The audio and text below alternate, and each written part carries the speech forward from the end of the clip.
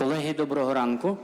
Дякую, що сьогоднішній день ви вирішили присвятити питанням демократії і парламентаризму. Thank you very much, dear colleagues.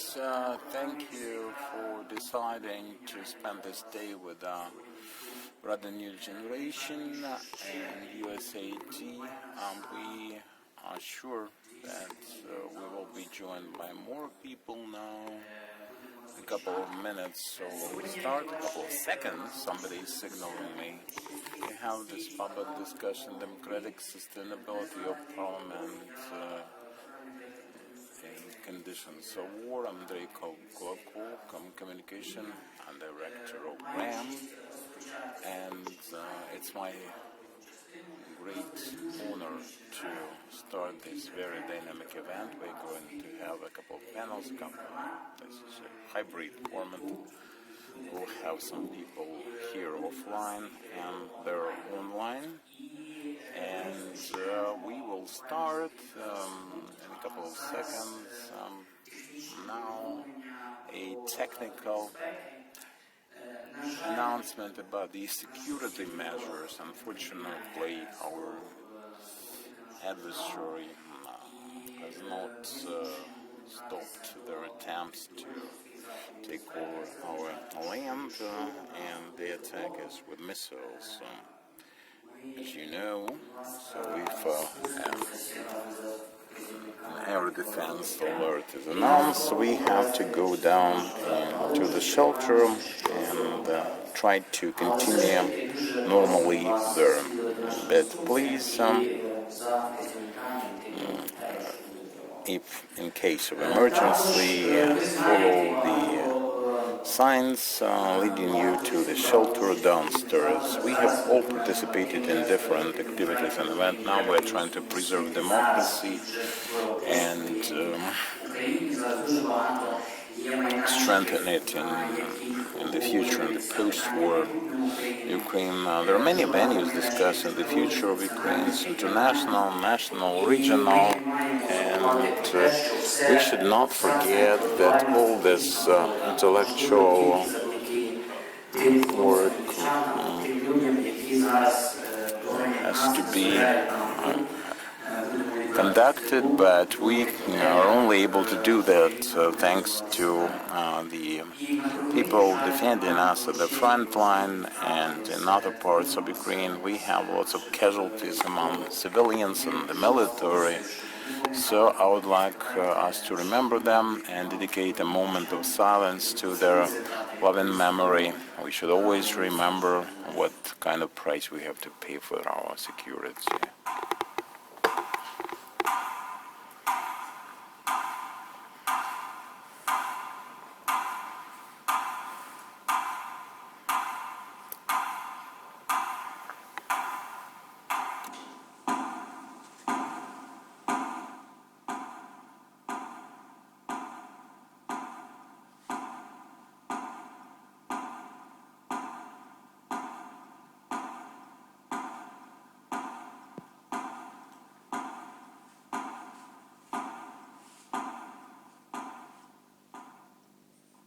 Дякую, прошу сідати. Отже, колеги, будемо розпочинати, і я прошу до слова з привітальними словами і з тим словами про те, про що ми сьогодні будемо говорити і чому, власне, ми сьогодні вас... So I would like to explain why we are all getting together here. Igor Kohut, director of USAID RADA Next Generation program. The floor is yours, Igor. We need a round of applause here, a much more energetic one, and we have Mark Elmstead, director of USAID Mission, director for democracy and governance. And now we are going to be joined online by Alexander Kornienko, first vice speaker. He is on the call, and you'll see him on the screen, and we can see him already. Greetings. Now, Igor, the floor is yours. Good afternoon, or good morning, sorry. We are having here in total over 100 NGOs. This is very active indeed. Yesterday we had a very interesting conversation with the grantees and partners, and now I realize how after all these years of COVID and warfare, our NGOs and civic activists, they have missed live communication. USAID RADA Rada became active in October 2021, but over this period we've had very few public events due to the circumstances known to everyone. But we decided to have this discussion here because we are working very carefully on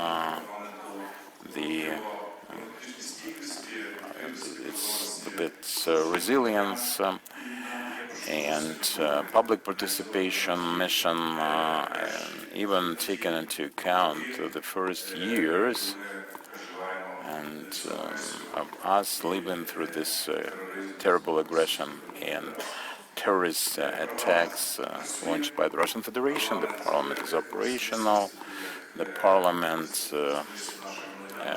is a representative body, is in its proper place, and we as RAN are analyzing this work. And let me say that despite the fact that the parliament is operational, the committees are at work, there are many events also attended by the general public and civil society, but there was this physical system of protection, the checkpoints, the secured quarter, and the parliament is sort of shut down for this period of time, and there are limitations to media activities and flow information.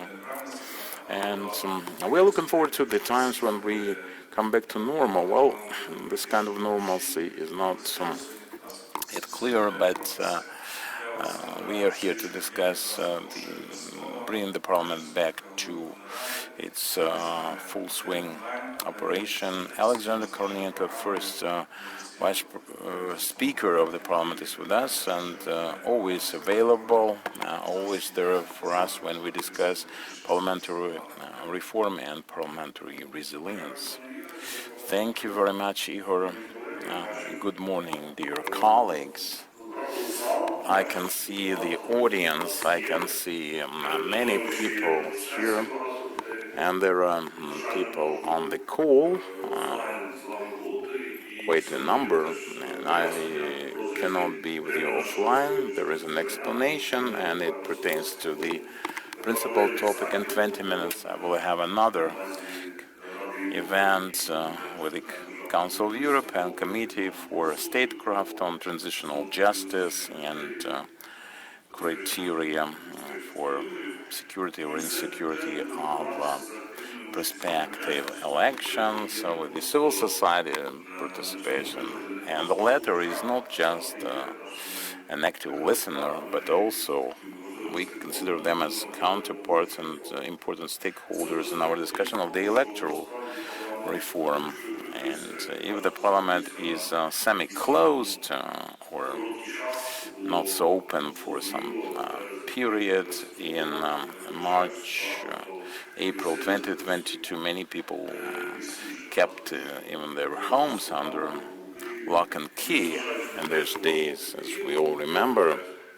And after that, the parliament came back subsequently to its normal operation. The first meetings we had in March, it wasn't promulgated, but at the beginning of the martial law, we worked a lot to synchronize the legislation, to bridge the gaps. And we understand that our founding fathers crafting the Constitution and designating martial law, and the note is, I wouldn't even think of 2022 being a year when the Russian Federation decides to invade Ukraine 24 2014. They, before that, annexed the Crimea and so forth. The legislation, of course, could not be always ready for the new modes of operation. It's not ready now, not ready yet, in my opinion. On the one hand, this is explained by the martial law, limiting the rights and the freedoms, and we cannot forget about it, being at war. On the other hand, at war, in the situation of martial law, we are joining the EU. This is a unique occurrence, and no country would aspire, dare to do, even to have candidacy. These are challenges, and this is about more inclusivity and more representation of the civil society organizations, local self-governance associations for participation in decision-making, more access, better access, and to do that at different levels, technically, organizationally, and with the parliament. And we have, unfortunately, we were not the ones to establish the checkpoints, and we do not manage them, mind you, but there is Zoom, there is online. It's, COVID was bad enough, but it taught us how to work online. The majority of committees are open, and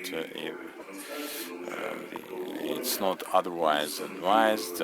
They have streaming services, do it online, the preparatory processes.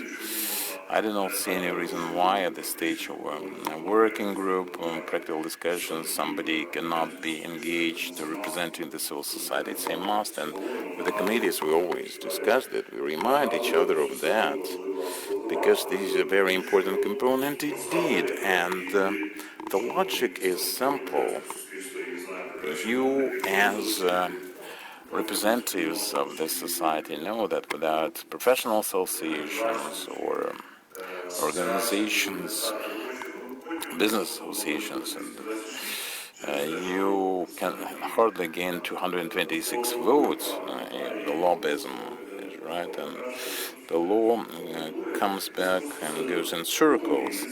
And this slows down the process of lawmaking, and of course we have to take the suggestions on board, and we had with the 9th Parliament, the same previous parliaments we had that, and it is not possible for Ukraine to disregard the civil society and taken into account happenings at the front line in terms of volunteering, in terms of assistance, in terms of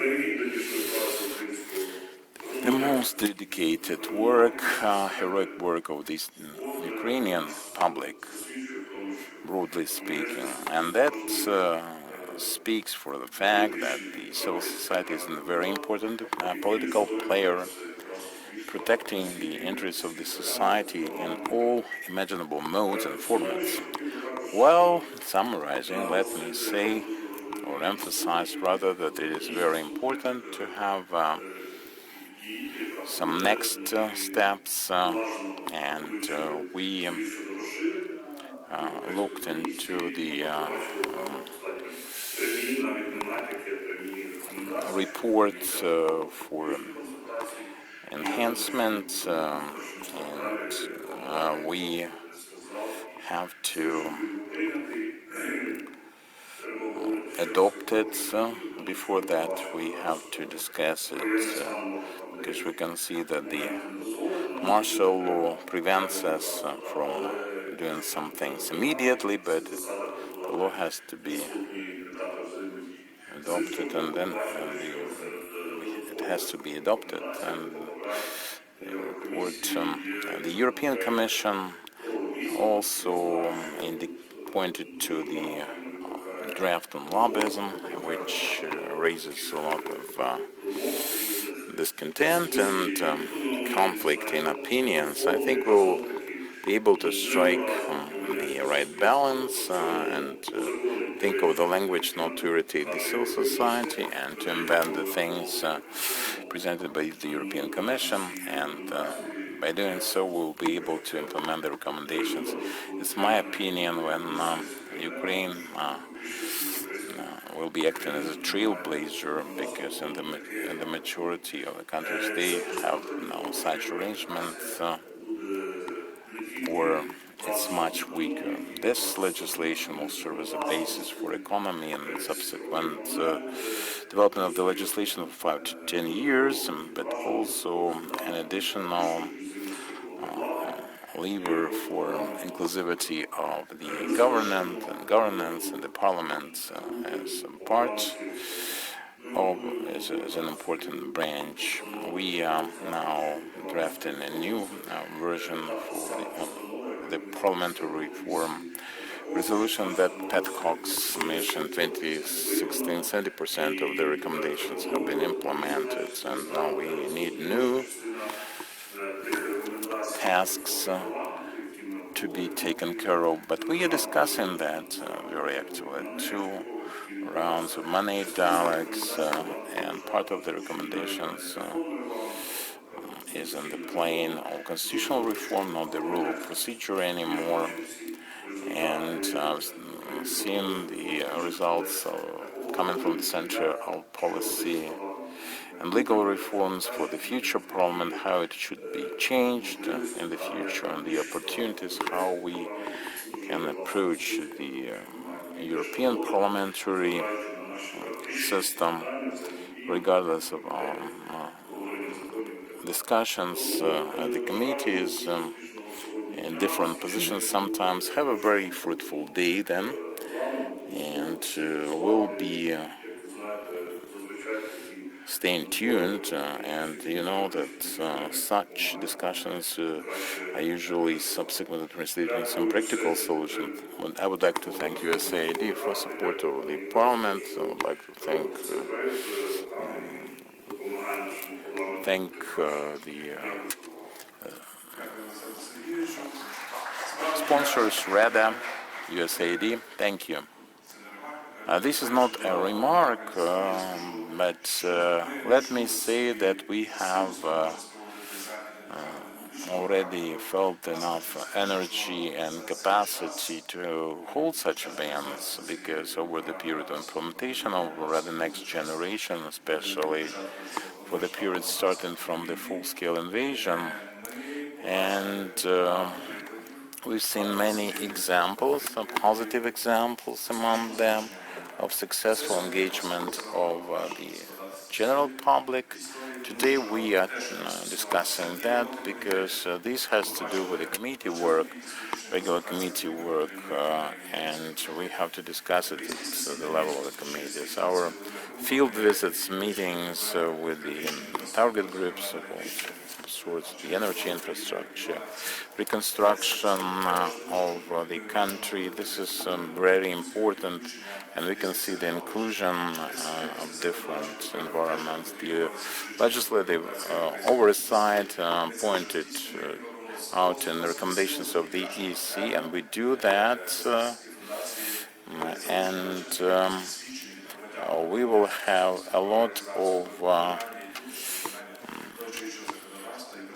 testimony from the public, and we are to discuss it today. Let me say, it's now the European integration, like Vice Speaker was telling us, have to do with the planning process for us, but I would like to give the floor to Mark. Parliament, dear honored colleagues, thank you for being here today. This is an important time. This is a time of reflection. 10 years since Maidan, almost 2 years of brutal war.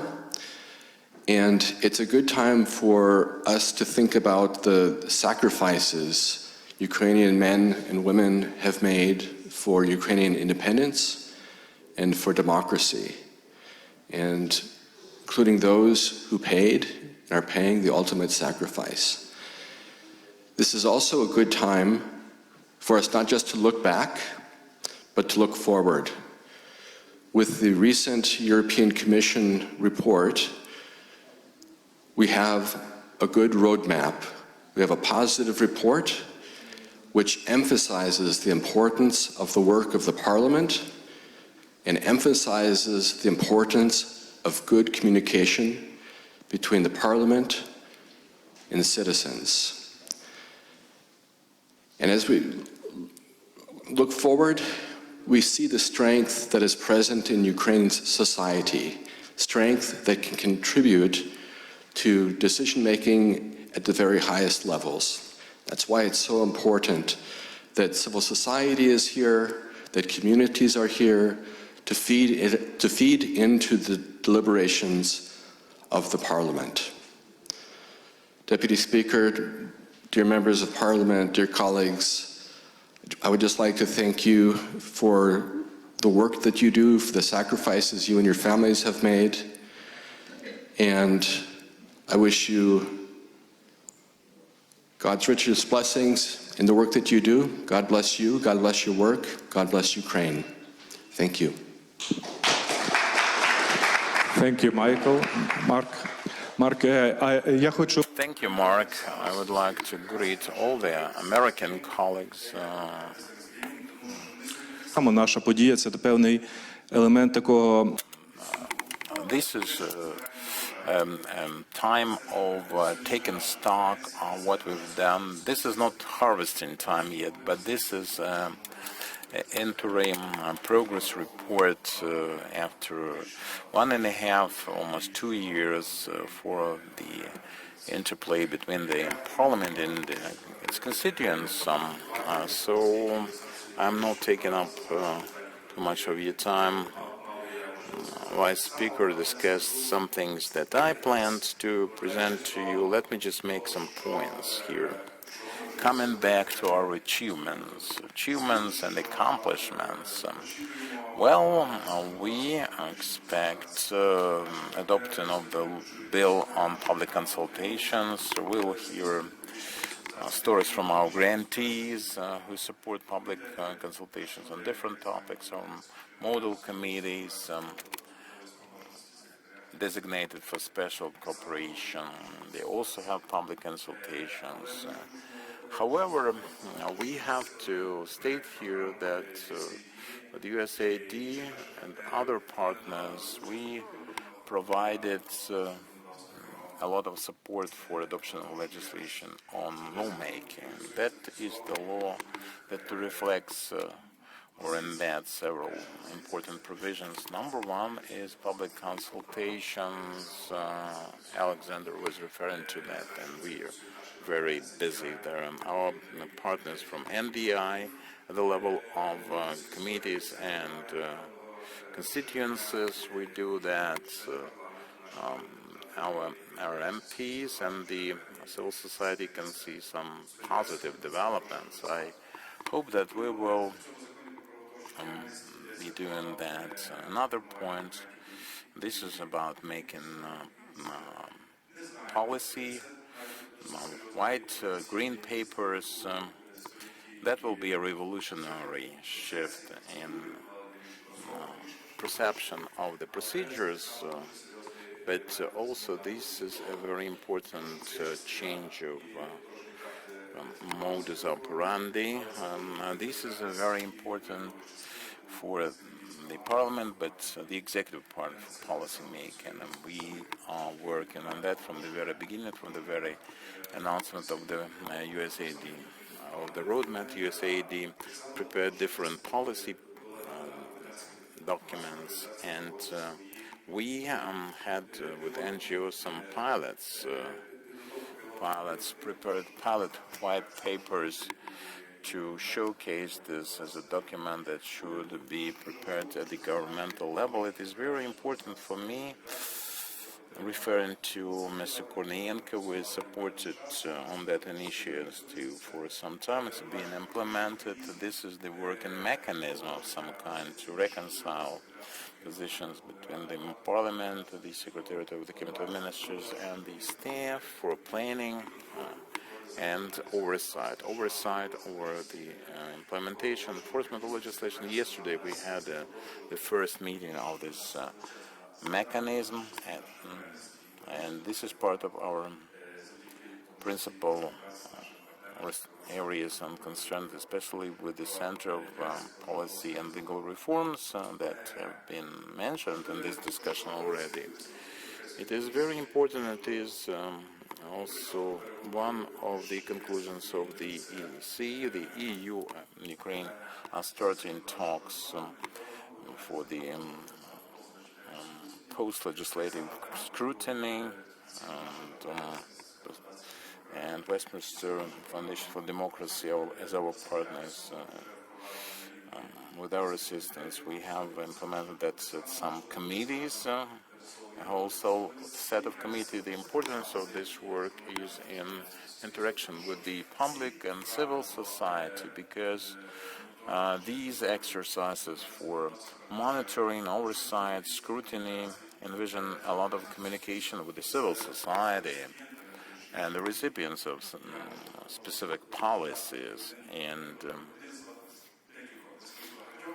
let me mention just a few success stories. Our cooperation with the Statecraft Committee. The topic for the organization of activity of starostas, which was totally interesting. We had systematic cooperation between the expert institutions and the stakeholders themselves, with the local self-governing authorities and many other associations.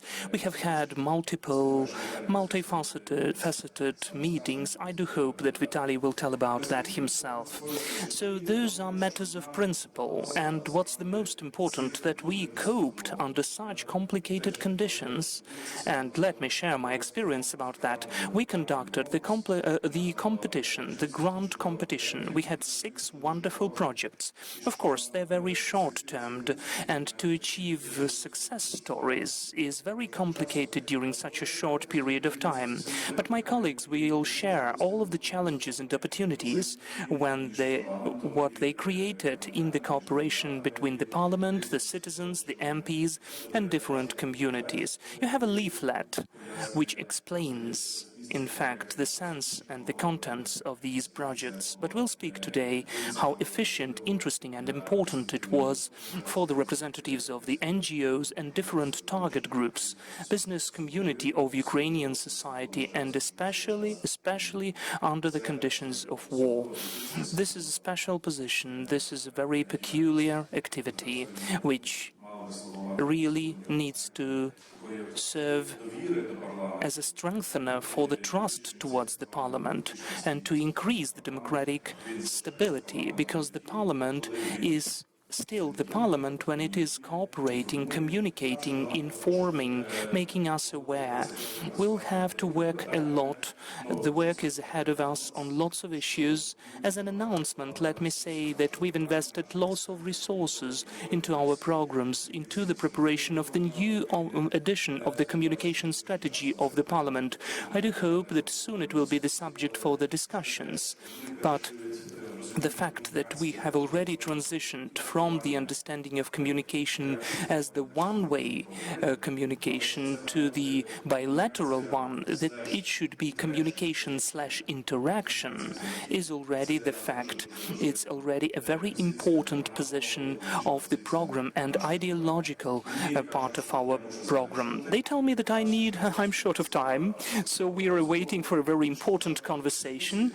This is just the beginning of the conversation, of the discussion. So together with Mark and Alexander, we were just kind of a warm-up. I don't know whether we warmed you, but still I'm delving deeper into so many peculiarities and details, and I can mention lots of points where we achieved progress, where we achieved certain development. Let me thank again, first and foremost, USAID, that they give us an opportunity to work and to support the Ukrainian parliament under such conditions, and especially to involve the citizens. On the other hand, I'd like to thank the Verkhovna Rada, the parliament of Ukraine, that in spite of the complicated circumstances of war, we have such an opportunity to do that, and we have this feedback. This is the work at the level of the parliament staff and lots of interesting work with the committees and separate MPs. I hope we'll have successful work with the parliamentary factions and to really for the proper implementation from each of the fractions, implementation of the visions of communication strategies, as it's so important how to communicate, how to engage, how to cooperate with the voters. That is a very important issue of our democracy. And well, in fact, I'd like to thank you, the representatives of NGOs, that you're always keeping the hand on the pulse, you're following us, watching our activity, and we know that just recently another grant competition was over, and we could see a much higher interest of the NGOs towards the Parliament's activities, towards the strengthening of the capacities of the Parliament in the interaction with the MPs. I do hope it will give us certain inspiration and strengthen our positions. Thank you so much. Let's work on. Andriy, please, the floor is yours. Thank you so much. So let us go on, in fact. And I would ask to get to this stage our panel participants. Ms. Olena Shulyak, the head of the Committee of the Parliament of Ukraine on the Organization of State and Public Authority, Local Self-Governance, Regional Development and Urbanization. Please let us greet her with a round of applause.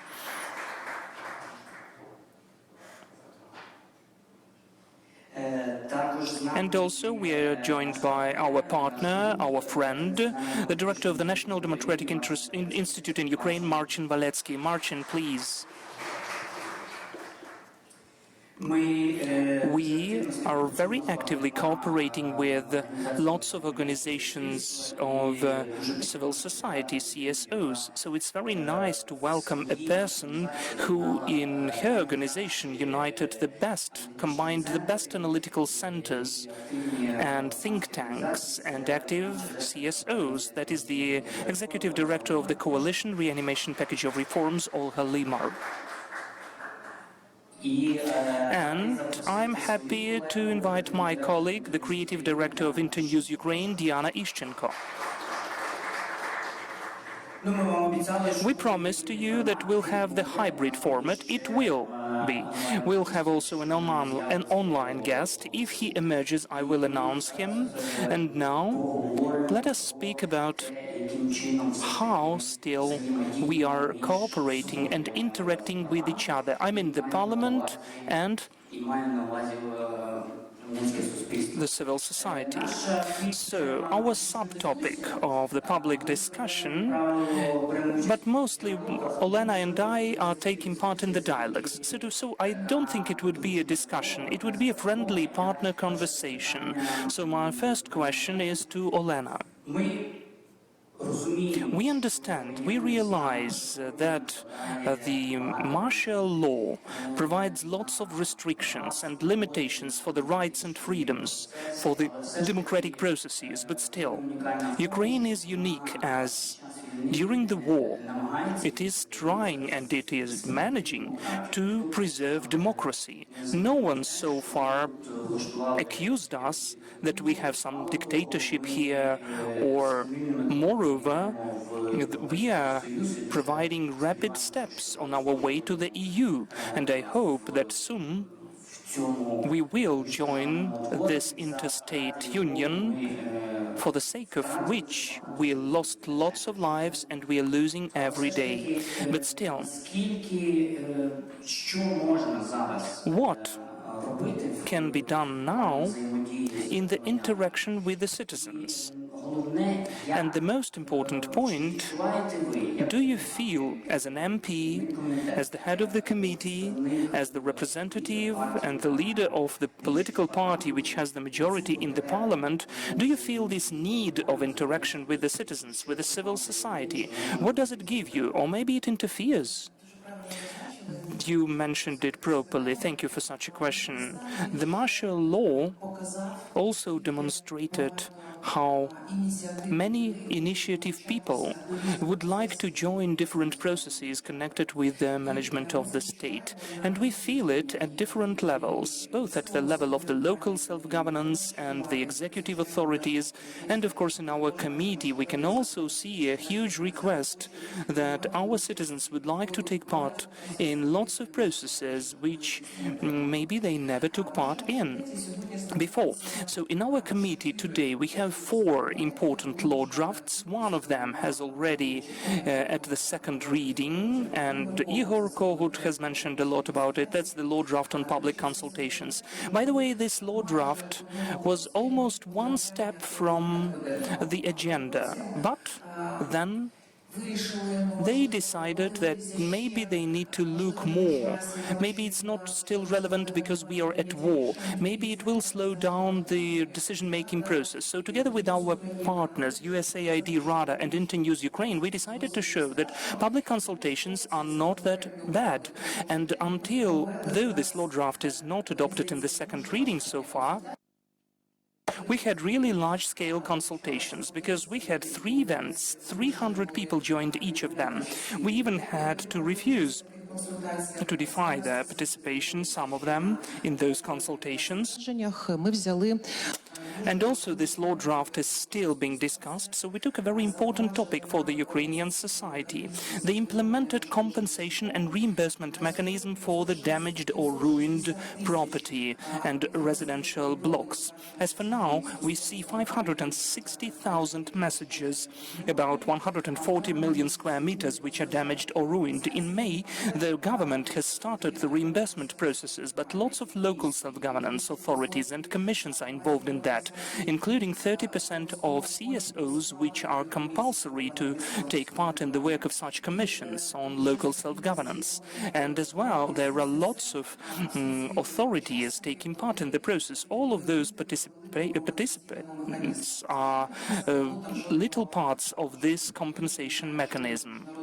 Not a single country had international experience about that before. No one faced such an issue during such a short period of time with digital tools, how to implement the reimbursement mechanism.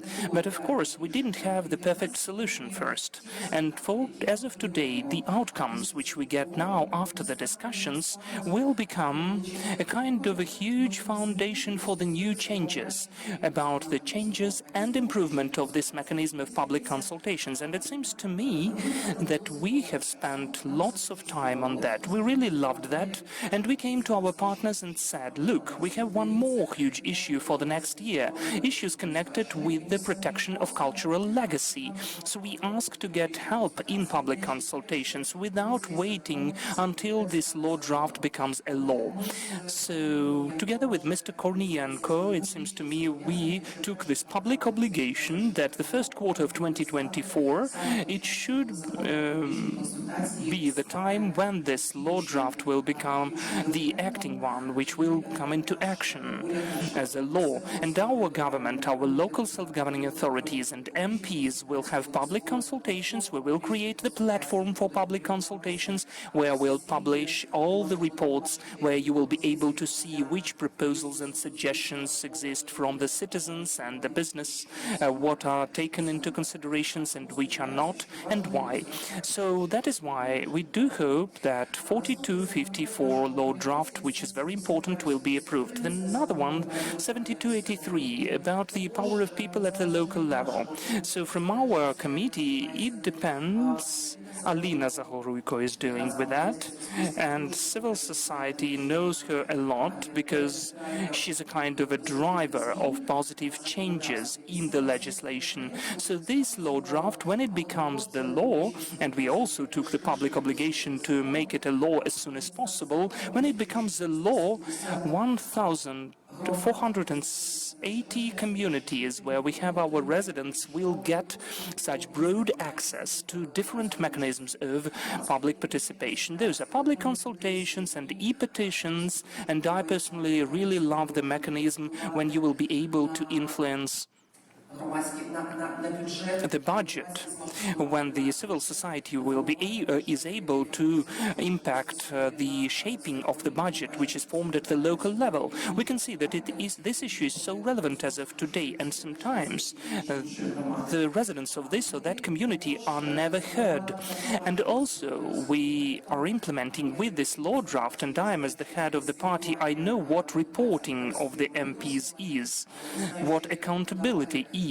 I know that there are MPs, not only state level but local level as well, who have good attitude towards reporting. They don't make it formal, but there are some people who are very formal about that. They wrote something in the social networks and that's it. So with this law draft, we are substantiating the norm where we have the compulsory reporting with the during the personal meetings with the voters. You should see the eyes of the interlocutor. You shouldn't be afraid to answer the questions, and sometimes to answer those not that comfortable questions, not convenient questions. So I think that will be the breakthrough moment when this law draft becomes the law in the communication of the MPs with their voters, because sometimes we lack it today.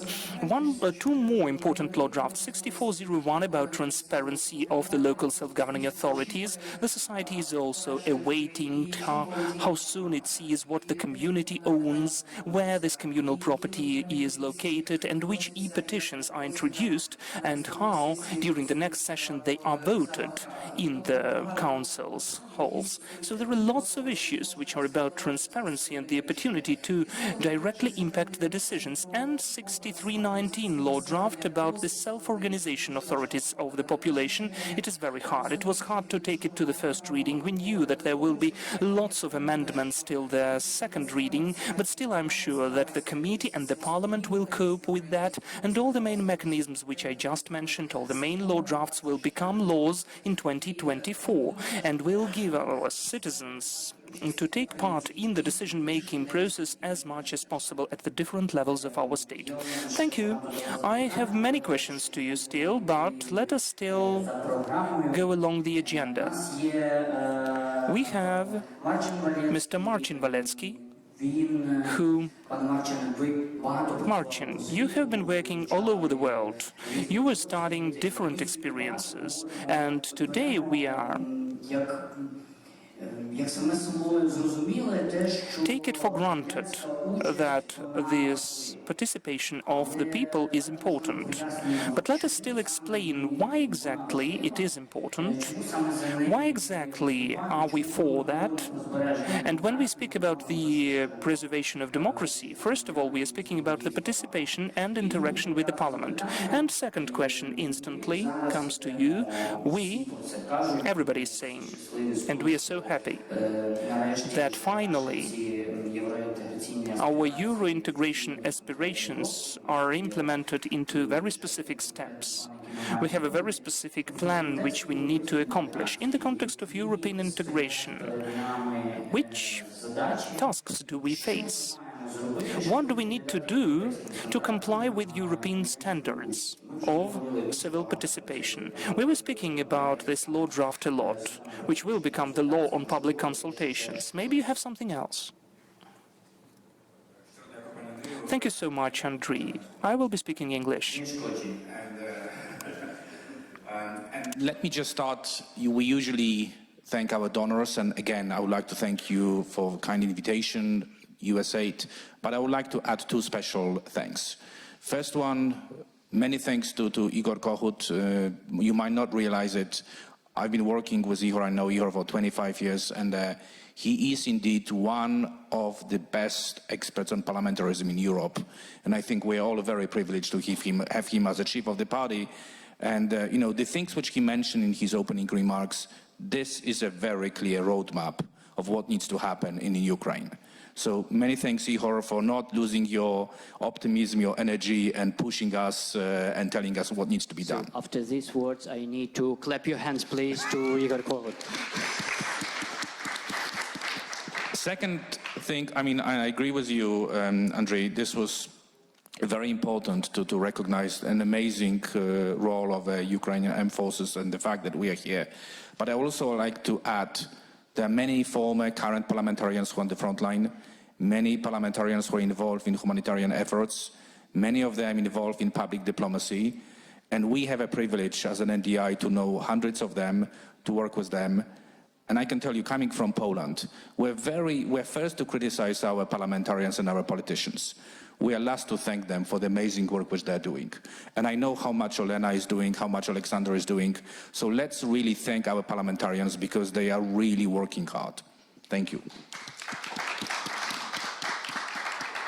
And trust me, this is something we need to learn in this part of Europe. We are not thanking our parliamentarians and politicians enough. So very quickly, you mentioned two very important aspects. Indeed, NDI has been working on the issue of, supporting parliamentarism for almost 25 years now.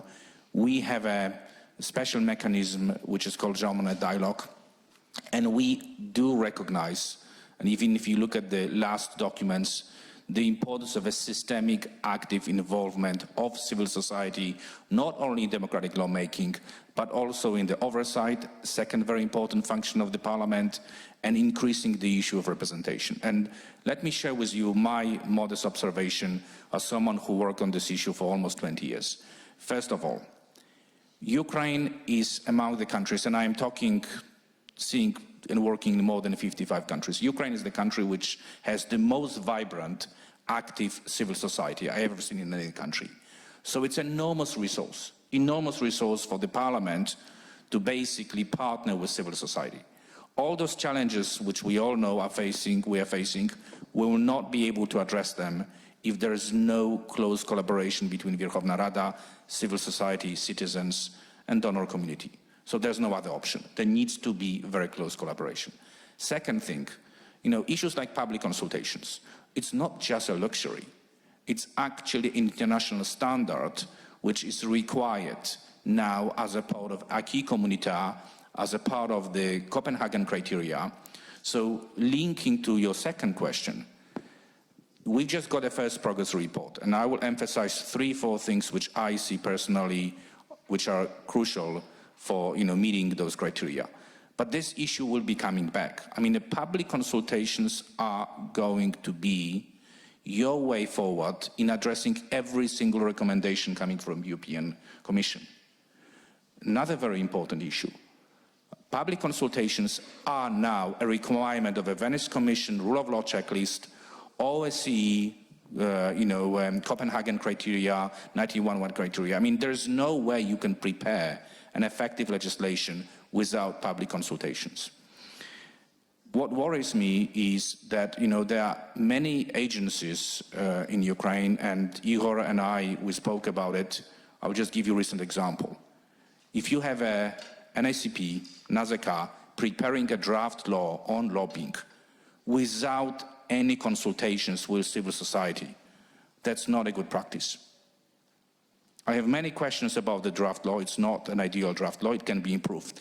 But the fact that you have agencies not thinking that such an important piece of legislation needs to be consulted with civil society, it's already wrong. And you are, even if it was the best draft, the fact that you were not going through the process of public consultations undermines the trust in this draft. Another thing I want to bring to your attention, the issue of trust. We are, as you know, NDI does a lot of surveys.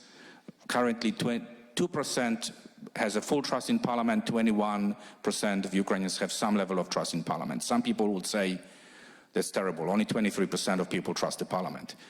Actually, yes, we have a problem, and I will briefly mention 2 things how we can improve this trust, but we should also recognize that Ukraine is not alone in this decline of trust. I can give you figures from Poland. Only 22% of Polish citizens are actually recognizing that Parliament is doing a good job. Only 22%. Parliamentarism globally is going through enormous challenges, starting with COVID, starting unfortunately in many European countries, EU countries, with growing authoritarian tendencies. You know which countries I'm talking about.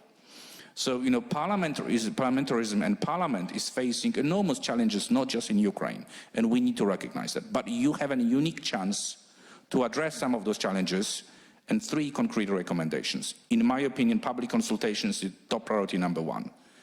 Second very important issue, the ethics code. Ethics code, which has been drafted as a result of many organizations being present here, has been registered, is not just a Greco requirement of the 4th round of evaluation, but it's now mentioned in your progress report as of early November, and it's one of the requirements for European integration. This should be done quickly. I am not promising you, working on this issue in many countries, there are not going to be quick fixes in level of trust, but this is the foundation which you need to have. Investing in integrity and accountability of the parliament is the first building block how you will increase the trust. I already mentioned the law lobbying, definitely Olena knows it, there are ways of how we could improve it.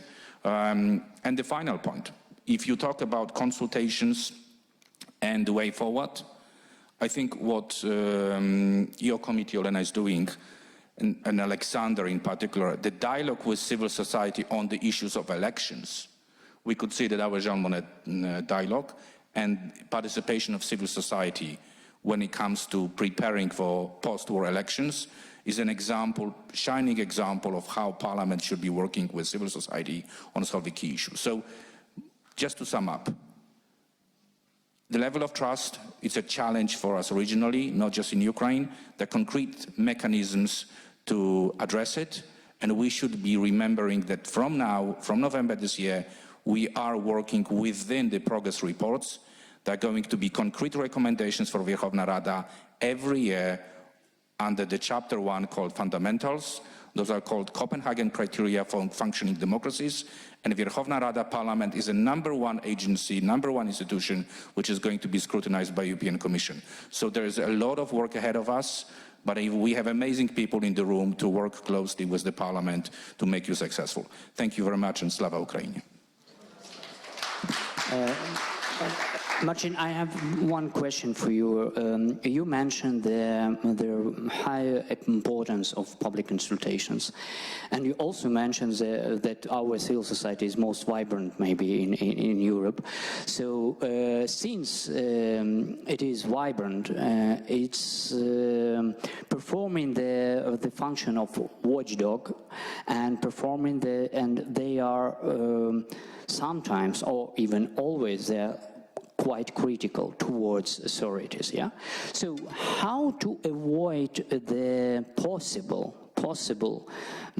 faking of public consultations? Because we know, let's be sincere, let's be frank, we know the techniques of faking some democratic mechanism, and they has been used by previous authorities many times.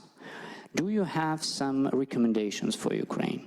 I have one for the sake of time. I mean, there are 99% of things which are terrible about the war, but 1% which is unique, that we are facing and seeing this amazing unity. Ukrainians are resilient and they are united. And I am seeing an amazing collaboration. And I've been working on Ukrainian politics for only 25 years, so I'm not claiming to be an expert, but I've seen many things before.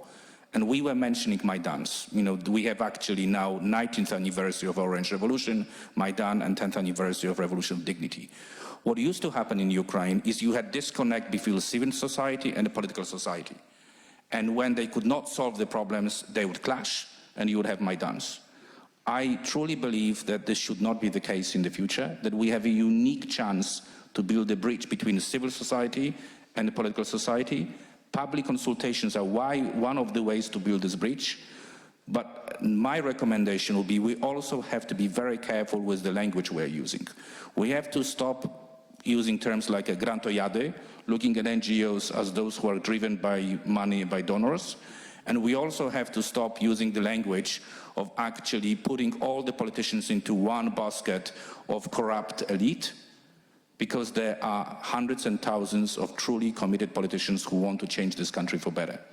So, you know, this bridge, civil society and political society is the way forward. And with those two resources together, I'm sure Ukraine will succeed. There is going to be victory, and it's going to be democratic victory. Окей, дякую. Thank you. Okay. We were speaking a lot about civil society, and my question is now to Olga Limar, Executive Director of the Coalition Reanimation Package of Reforms. At which level do we have the interaction between civil society and the parliament? Alexander Olena mentioned about that. Igor Kohut was telling how our program is helping us and what it is doing in this sphere already. But how do you feel this interaction? And the most important point, all of us are now saying that there are certain restrictions. Is the civil society ready to adapt to these restrictions and to include some other mechanisms, to adapt some mechanisms, to improve them, still for those democratic norms and these procedures to be complied with? Your mic shouldn't be turned on, it is automatic. It is working automatically as much as the civil society does. Okay, got it. Thank you. Thank you for the question. And thank you for the organization of this platform of USAID, Internews Ukraine, and Program of Rada. I would say that, in fact, the parliament, in comparison with lots of other state and public institutions, especially during the full-scale war, is rather open. Of course, we do not need to put all the politicians and parliamentarians into one basket. This openness can be very diverse, but even at the level of the heads of the parliament, different factions, we can see that. But still, it does not mean that there is no room for improvement. And we were speaking about that a lot. So we are going on with the track which has started since the very beginning. Let me also mention as a follow-up what else can be improved in our vision. We heard the today's discussion on the topic of integration to the EU. And in fact, Ukraine has done an unprecedented step during the first year of the full-scale war. The military conflict with the biggest one in Europe. In the world, we got the status of the candidate to the EU just in November of the first year. The recommendations of the European Commission, the beginning of the negotiations process, we are waiting for the official start of the negotiations process. So we need to understand that this process would be impossible without the participation of the civil society, even during the full-scale war. Moreover, when we're speaking about integration into EU and about the reforms, because the main focus for the coalition is the recovery and reforms, this is the one and the same track, the same process. Those are not different programs. We need to remember that the recovery after the war also means EU integration. And why is it such an important part, the role of the civil society? Really, in Ukraine it is unique. I understand that it can be very imposed, but still, since 2014, the active citizens, if we're speaking about the civil society in the broadest sense, have substantiated and confirmed the future of Ukraine in the EU with the price of the lives. But these 10 years, just recently we had the anniversary of the beginning of Euromaidan, the beginning of the Revolution of Dignity. They showed that the civil society and the citizens are not only capable to conduct revolution in Ukraine, because in our independent Ukraine it's the third revolution already, but they are capable to promote reforms and to develop high-quality solutions to implement those reforms. So we are now speaking about the professional organizations, professional analytical centers, CSOs, which will be able to help substantially. For the parliament and the government, for that matter, but we also realize that state institutions play the key role here. We cannot replace them or substitute, especially the parliament. We can just strengthen. And let me say that the civil society is not an adversary, it's not an enemy, it's a partner and a friend, it's not foe. And this is the resource for the parliament. First of all, the expertise. We understand the challenges in Ukraine. We are approaching the EU legislation, and expertise of Ukrainian think tanks is essential, especially in advocacy, advocacy, national advocacy, international advocacy, and our vision of how we should implement and approximate as regards the EU law. At the same time, the civil society plays the role in oversight, scrutiny, and in order to avoid any kind of improper lobbyism. Let me refer to the bill dedicated to that. When we adopt a bill without defining lobbyism versus advocacy, that would pose a real threat to democracy. The first version of the bill was that threatening, to put it mildly. And APC have had two public consultations. Yesterday we had the last one of them. Many organizations presented a consolidated position, and that was the last meeting. And with the cabinet of ministers in the parliament, and the parliament it will be responsible in any case for adoption of the final version of this draft. And lobbyism about regulation, but to be regulated, but not regulated to the extent that turns us into a kind of Russia. I mean, digital concentration camp. And what was the atmosphere of the meetings that you call public consultations? Well, that is a provocation. Public discussion. Well, we have to ask an APC. I think they understand that this is not an easy matter. You cannot just do it in a snap. If the civil society is prepared, you have to do that. But the real threat, well, actually you cannot adopt that, and you should not provoke them, because we are having this martial law. There are no demonstrations, manifestations, and so forth. So there's this cooperation on this cautious approach, very reasonable it should be. And this is very important. This is about striking the compromises that you were asking about at the beginning.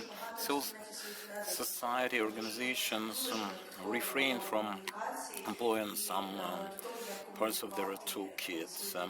We are very careful about our communication and messages to the society. We have this approach, but when we see some threats, we have to talk about that. And over the last 2 years of this full-scale invasion, in these unique conditions, we have seen great examples of cooperation between the parliament and CSOs, and we have good versions of some bills. We supplied our recommendations, and the 7 functionalities or conditionalities from the EC had to be implemented. And there were some unpleasant moments when people tried to praise the draft on the English language, and we had to make public statements to avoid that. Or the electronic declarations, because of the public pressure. Yes, it wasn't in the streets, but it was in the media, and it was there, and we had to stop that and to curtail that activity, even at the time of war, to improve the toolkits of our interplay by public consultations. This is another opportunity with the same audience with the same speakers. Some public consultations are necessary, absolutely necessary, with the parliament, the cabinet, the ministers, the president, the local self-governments. Otherwise, we can adopt a bill which would be an empty shell without creating the instruments that we would like to ascertain. And in the absence of this law, the public consultation practice is developing with the support of CSOs and international partners, and this is about the legislative framework. We understand all the security challenges for personal security of MPs and so forth, but to understand the agenda, the prospects, the plans for 6 months at least, the tabled drafts, the ones in the pipeline being reviewed, the committees and so forth, that should be done not in an ad hoc, opportunistic fashion to keep the quality there. It should not be hyped in any way. And high-quality recommendations are not about our wish list. It's about improvement of the quality of decision-making. It's a win-win arrangement and provides for legitimacy. And it's not the issue of finding the best solution, but it should be communicated to the society. And we talk a lot about democracy at the time of war, wartime democracy. This should be come back to, revisited. Ukraine is supported as a democracy, you see, not just as another state. We are fighting autocracy, and we have to prevent democratic toolkit from being blurred or deterioration. This is something that we fight with. And in closing, I would like to thank the Parliament for being there for us, staying in Ukraine, in Kiev. They keep working. They make some high-quality decisions despite this terrible war and bizarre situations sometimes. And I hope we'll be able to further improve the toolkit for cooperation. Thank you all who let me join the chorus of appreciation since the very first days of full-scale invasion. We witnessed the authorities staying in Kiev, in the capital of the state, being in its right place, despite all the fakes which were launched by some very popular Telegram channels. So, with all that panicking, with all that alarmism, declinism, and that was a symbolic thing, but also an institutional thing, and a big piece of institutional work. And I think we'll be able to fully appreciate that only after some time has passed, after this situation and after the full-scale war. Now we have different guests here, and on the call, let's not forget, now Andrei Harris, head of Committee on Energy and Utilities. Andrei is our long-standing collaborator, and we've just come back from Volyn. The committee is active. He is on the road, as you can see, but we have discussed a lot this interplay of the constituents with the parliament, and we have another panel dedicated to the committees. But what can the committee do while using this example? What can they do? And what kind of assistance can you have the civil society, the donors for this cooperation to even further improve and your work to become even more effective, because energy and society, this is after this can be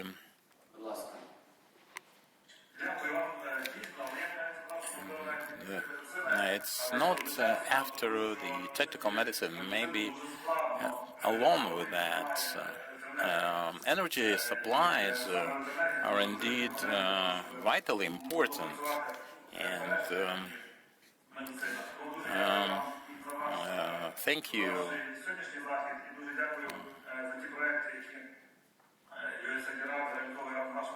And well, we have some field visits for the committee, kind of retreats.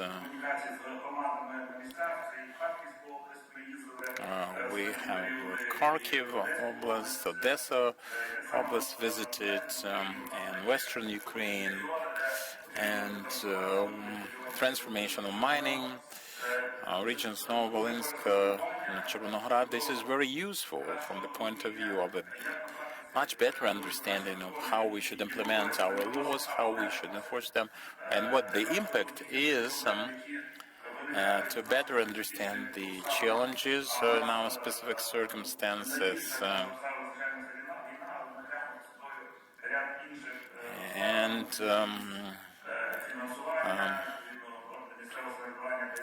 self-governance, sometimes they do not receive in full what they expect to get,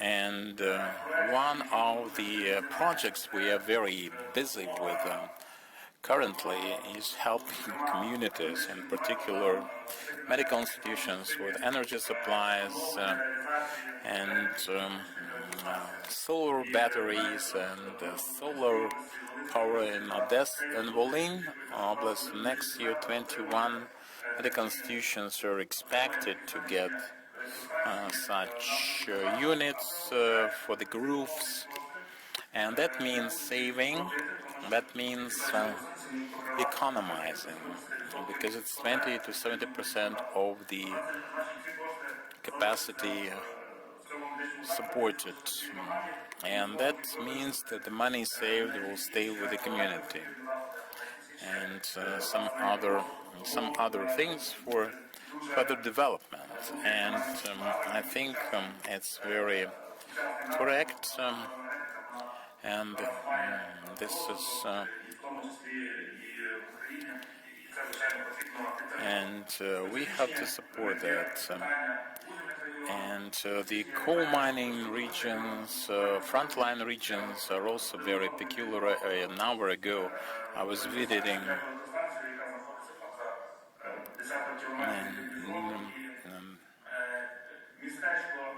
these township populated by the members of the personnel with their specific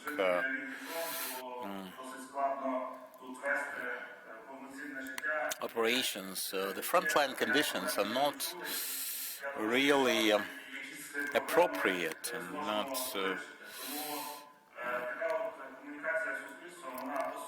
very favorable. And this is a very topical situation, and it is very important to listen to the communities and hear the communities in different parts of Ukraine, especially in the parts where it's most difficult, and that is frontline area. Let's keep working, and the Parliament in Kiev from the point of view of lawmaking, but also improve the monitoring process, the post-legislative scrutiny, improve communications with community, and I think that in this togetherness with your project, with USAID RADA, we'll be able to do much more. Thank you for your assistance provided to our committee, the Parliament, and the statehood in Ukraine. Thank you, Andrei. Let me remind you that we will have a special panel dedicated to that. This is an announcement, and this is a teaser, and we will analyze in much detail interface of the committees and how to make it even better. I'm very much surprised, pleasantly so, that we have this complementary kind of discourse. Everyone is thanking the parliament, but let's be frank there. We can hear a lot of criticism and allegations. Some grievances have been aired that the parliament is closed for the press, for the media. Not all the issues discussed are really made public, and so forth. There are many discussions to that effect. So now with Diana Ishchenko, who is the communication expert of Internews Ukraine, and working with the Rada Next Generation and the Parliament, and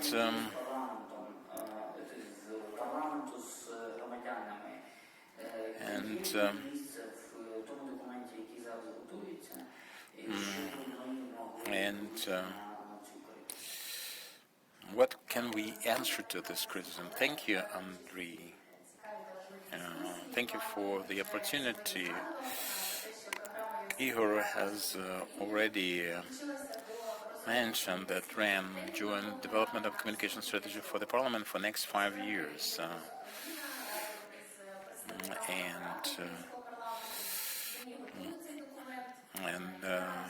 Now we are in preparation of this document. Let me share the principal ideas to lay the foundation.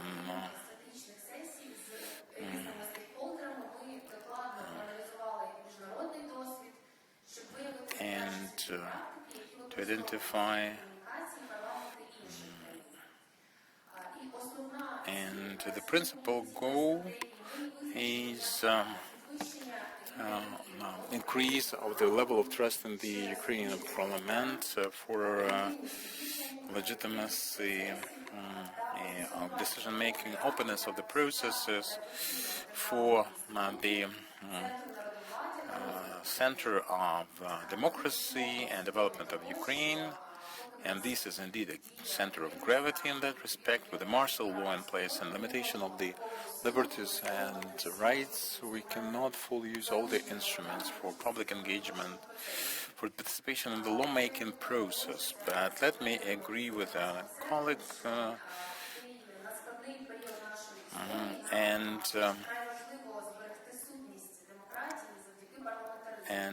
this is parliamentarianism. We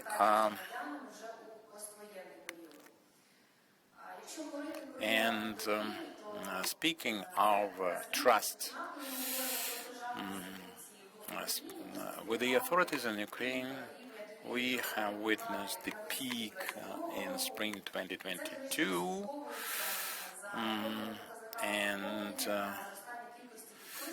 the number of subscribers was growing at the official pages of the Ukrainian Parliament through that period.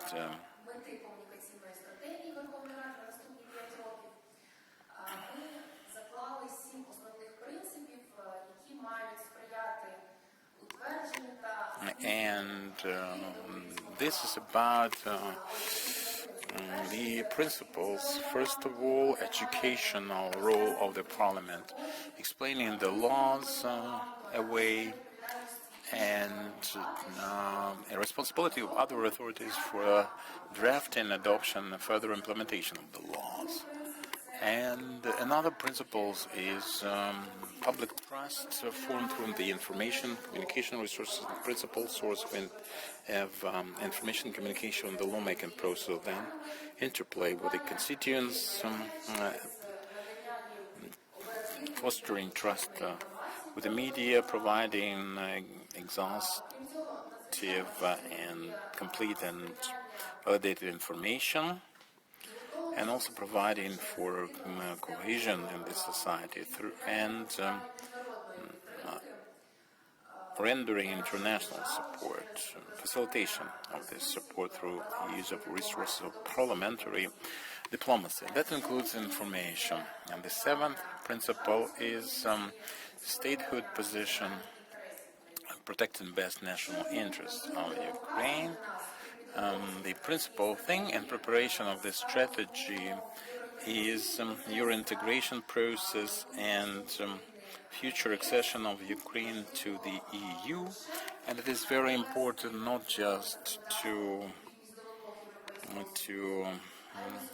bring it to compliance with the EU conditionalities, but also to gain support of the public. And the principal role belongs to the Parliament here, and the CSOs and the communication strategy identifies them as our internal target audience. RAN is working on development of electronic toolkits for interaction with the constituents. In the martial law conditions, it's difficult to employ traditional techniques. And some examples, as a pilot, experts of the program developed the website where citizens can leave their message for a specific MP, and the legislative initiatives get some news from their representatives. We are now testing this with one region, and it is very important to make information resources of the Parliament available for all the public, people with disabilities in particular, and having analyzed them. And the accessibility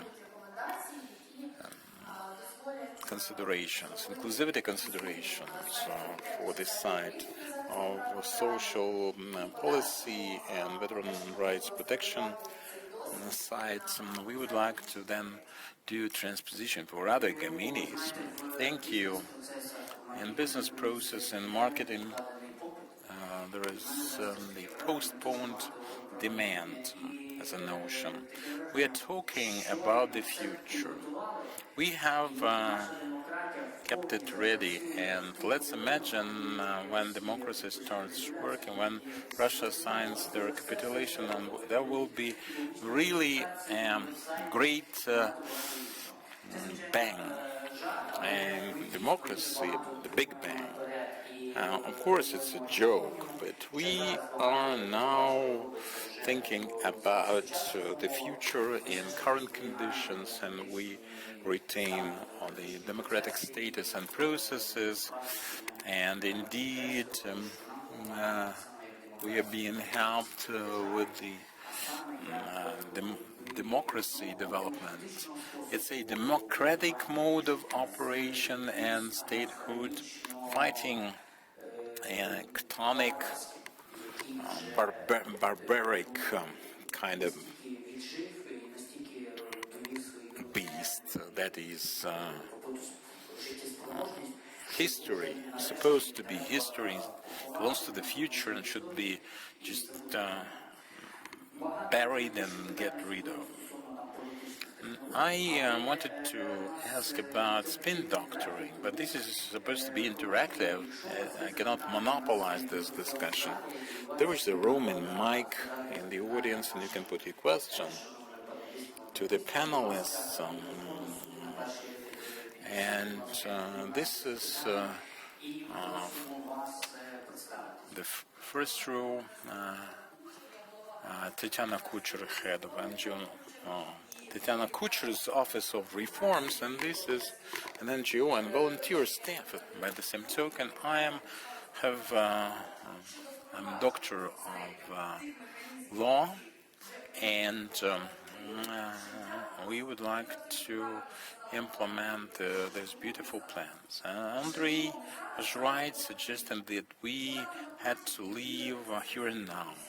Postponing is great, dreaming is great, dreaming of peace is even greater, but we do not know what our destiny is personally and as groups. So we have to introduce those initiatives, and especially in the part when we have local self-government that actually uses this war as a an excuse preventing the public from participation in important statecraft initiatives. It is not prohibited to have these things related to protection of our defenders, and it's thanks to them that we can get together here. This institute of petitioning is handled manually because the law on petitions provides for the right to do that, but whether it will be promulgated for a collection of signatures, well, that's up to the body that receives the petition. And then it is the law on petitions from citizens that the decision has to be made. And this is a matter of announcement, whether this is to be promulgated and made available for collection of signatures. There is this provision according to which it should be accessible, but accessibility in fact cannot be implemented because it is up to the same body. We have to introduce some mechanism of alternative review by some third party for accessibility matters, because democracy is accessibility, transparency, and openness. And you represent this mechanism, the proper committee. Thank you for the question about petitioning. 7283 is the draft that is supposed to solve this issue, and we introduce in the provision that even we have collected the necessary signatures under a petition, it will be necessary to present it for the next session of the municipal council. We can see the petitions. There is some irregularity, if not abuse, on the part of the agents using that. So apply to our committee, and you're invited to cooperate with us. 7283 is to be fine-tuned to serve as an excellent mechanism for petitioning. Keep me posted. We certainly shall. Your turn, Sir. Petro Stetyuk, Ukrainian Center for Social and Economic Studies, named after Alexander Rozumkov. This process of trust, establishing trust for democratic resilience, is bilateral or twofold. This is constituents' trust in the parliament and the parliaments in the civil society. So it was mentioned today that the reflection of the trust is the openness of the Parliament's activity. It always used to be, and it is today. This is the response to the events which are taking place around us. One of the elements of the trust towards the Parliament is the provision of the parliamentary internal democracy, in particular the status of legal interests of parliamentary minority. But elements of trust from the parliament to the civil society is the permanent work on the improvement of parliamentary procedures, which was mentioned today as well, the legislative procedure. So I have the question to the head of the parliamentary committee. Do you have any developments in your committee, maybe your civil society colleagues as well, as this parliament has the honor and a huge responsibility to be the implementers of the Part 10, Article 83 of the Constitution. Let me remind the colleagues, if you don't remember, I quote, the MP fraction, which has the majority of the MPs from the constitutional composition of the Parliament, has the rights of the coalition of MP fractions, which are foreseen by this Constitution. These amendments were done in 2014. They were dead for 5 years, but in 2019 they have been implemented. Any norms of constitution always need to be improved, because this is the live law. So do we have any of the developments today in your committee, maybe in the civil society, how to improve this norm? Thank you. Thank Thank you so much.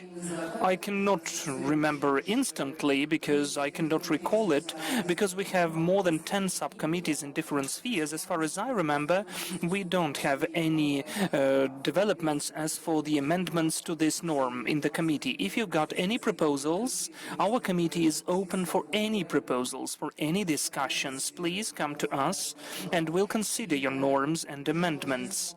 And a huge gratitude goes to you for the words about trust, because it's incredibly important to have trust towards the Parliament and the civil society. This is the two-way street, which will definitely lead to the efficient outcomes, which later we'll be able to see in the high-quality decisions and solutions of the Parliament. Marcin, would you like to add anything? Yes, I'd like to add two more points.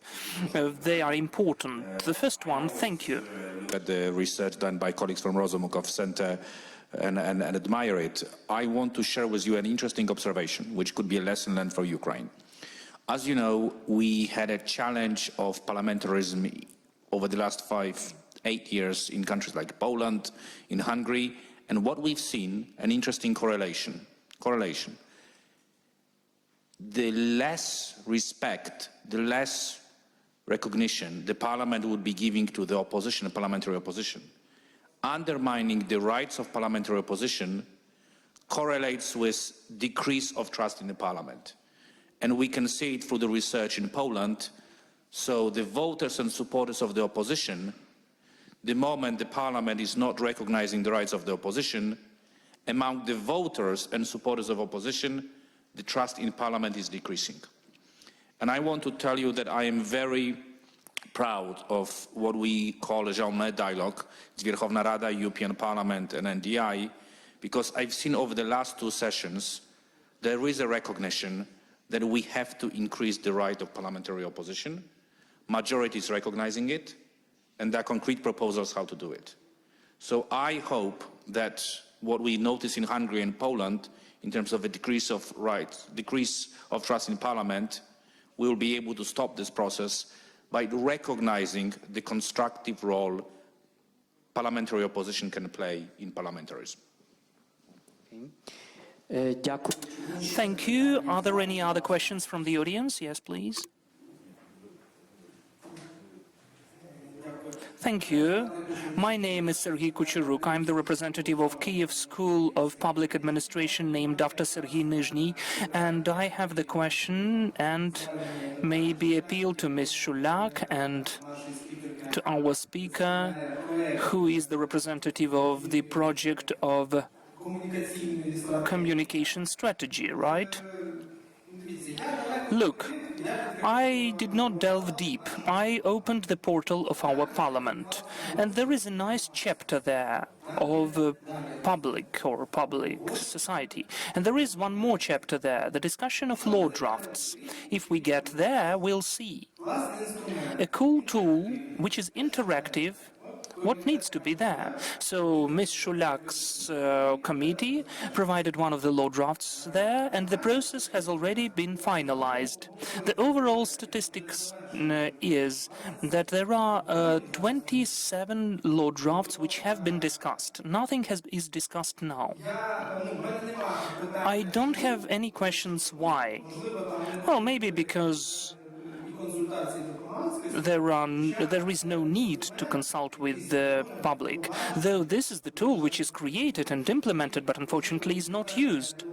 And then I'd like to speak to you. Please take into account, in this communication strategy, take into account the popularization of this tool, because this, unfortunately, is the acting tool which the parliament, the parliamentarians, please pay attention that it already exists. Use it. Because, yes, we can write statements and appeals, we can get to you, but this is the additional tool which is already implemented in the parliament. So please pay attention to what you already have. Thank you. Thank you. As far as I understand, we can transform that into the question, how does this very tool and mechanism function now? Though, as far as I know, I will afford myself to begin. In the beginning of the full-scale invasion, the the information was concealed at the website of the Parliament. It was closed as much as possible, and now gradually, the portal is opening the functions which used to be hidden in the beginning. Yes, I'd like to thank you for the question. Our committee, and I think all the committees, have also their own websites. So I think that we need to connect them to the website of the Parliament for the civil society not to have any issues. As soon as you visit the Parliament website, you can search for a certain committee. It should be much quicker, and it shouldn't lead to any complications how to get directly to our website. I do recommend you to visit our website. We have lots of announcements and permanent discussions. It seems to me we cannot be compared with anyone else by number of proposals and meetings. We are the leaders in that as of the whole Parliament. I believe in that because every day, every single day, we have certain event, either a working group or the expert discussion or the consultation. So please join us. The committee is big. We've got lots of questions which are under consideration of the committee, starting with the public administration as public service, local self-governance and urbanization, and also the recovery, which is the new subject. So all the information, all the announcements of all the events can be read there. We are waiting for you. By the way, we also make the live broadcast of our sessions at YouTube, and then you can see the recording. So all the working groups are taking place online, so please join us. Thank you. Yes, I would say that the creation of this unified ecosystem, the digital one, which Diana and Olena have just mentioned, is a challenge, in fact. And the Parliament is working on that. Our program is working on that because we've got lots of different resources, but we need to consolidate them into one system for the citizen to have one window, one-stop window, one entry point. As far as I understand, Igor has the comment, but only 30 seconds for you. Thank you for the question, in fact. Because in 2018 this resource was created and USAID provided the help in the development of the petition resource and the comments of this law draft. The issue is that we are working not only with the MPs of Ukraine. The will of the MPs for the public discussions, for the public participation is much higher than with the work with this of the staff. The staff is the structure which is managed by the legislation only. So there are certain issues. This was the precondition for public consultations, but so far, until we do not have any of the specific rules and regulations and other documents at the level of the staff of the Parliament, we are happy at least that we have committees which are taking this leadership function, this pioneer function, including the Committee of the Public Power and Administration. There were several committees before which took responsibility for that. We face lots of issues and cases when at the level of the secretariats there is the certain distribution. Some of the secretariats say that we are only working according to the acting legislation. If it is not written there, we do not do that. But thanks God, there are secretariats of the committees who take responsibility, and I'm sure that in today's discussion about the communication strategy, these discussions and our fruitful cooperation with the staff will lead to certain outcomes, because certain solutions will be taken, especially in the context of the Euro integration. Thank you, colleagues. Democracy, on the one hand, is freedom. On the other hand, it is procedures and order. Unfortunately, yes, I've got lots of questions as well, especially how can we get rid of certain fakes and so on, but still it is already 11:41. We had to finalize this panel a minute ago. So first of all, I thank you for your questions, for your being active. I thank our esteemed panelists. We were speaking about lots of points. We were speaking a lot about the law on public consultations. We mentioned about the law draft on lobbyism. We were speaking about the importance of the code of ethics adoption. And also we were speaking that while interacting between the parliaments and the civil society, we should use the proper terminology, the proper choice of words. And first of all, we shouldn't just put everything in one basket. We still need to understand who we are cooperating with and how do we name it. We were speaking about work in the fields, so-called work in the fields of the parliamentarians, and we'll go on with that.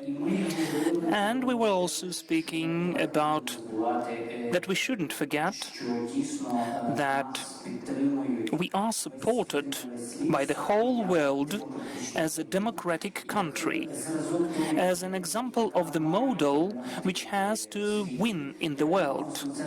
Whatever highbrow it may sound, but still this is a huge fight between two models of governance. I think that the majority of the humanity has felt all the advantages of the democratic way when the human being is in the center and he or she is heard. And not only we who are protecting the system of governance, but lots of other governments and citizens who are ready to get together with us to protect it, for this approach to be human-centered. The human being and the state. We are so grateful to all of our Western partners, as USAID, as NDI, as lots of other colleagues and partners, because so far the success formula of Ukraine is sustainability of Ukrainian society, Ukrainian warriors, and also international support. Until those two components are working, we will move on and we will approach our victory. If anything vanishes from this formula, we'll face issues. So let's work on strengthening those two components. So I thank our participants, Olena Shulak, Marcin Walewski, Olga Limar, Diana Ishchenko, and Andrei Garus is on his way. He's working in the fields as the head of the committee. We thank you.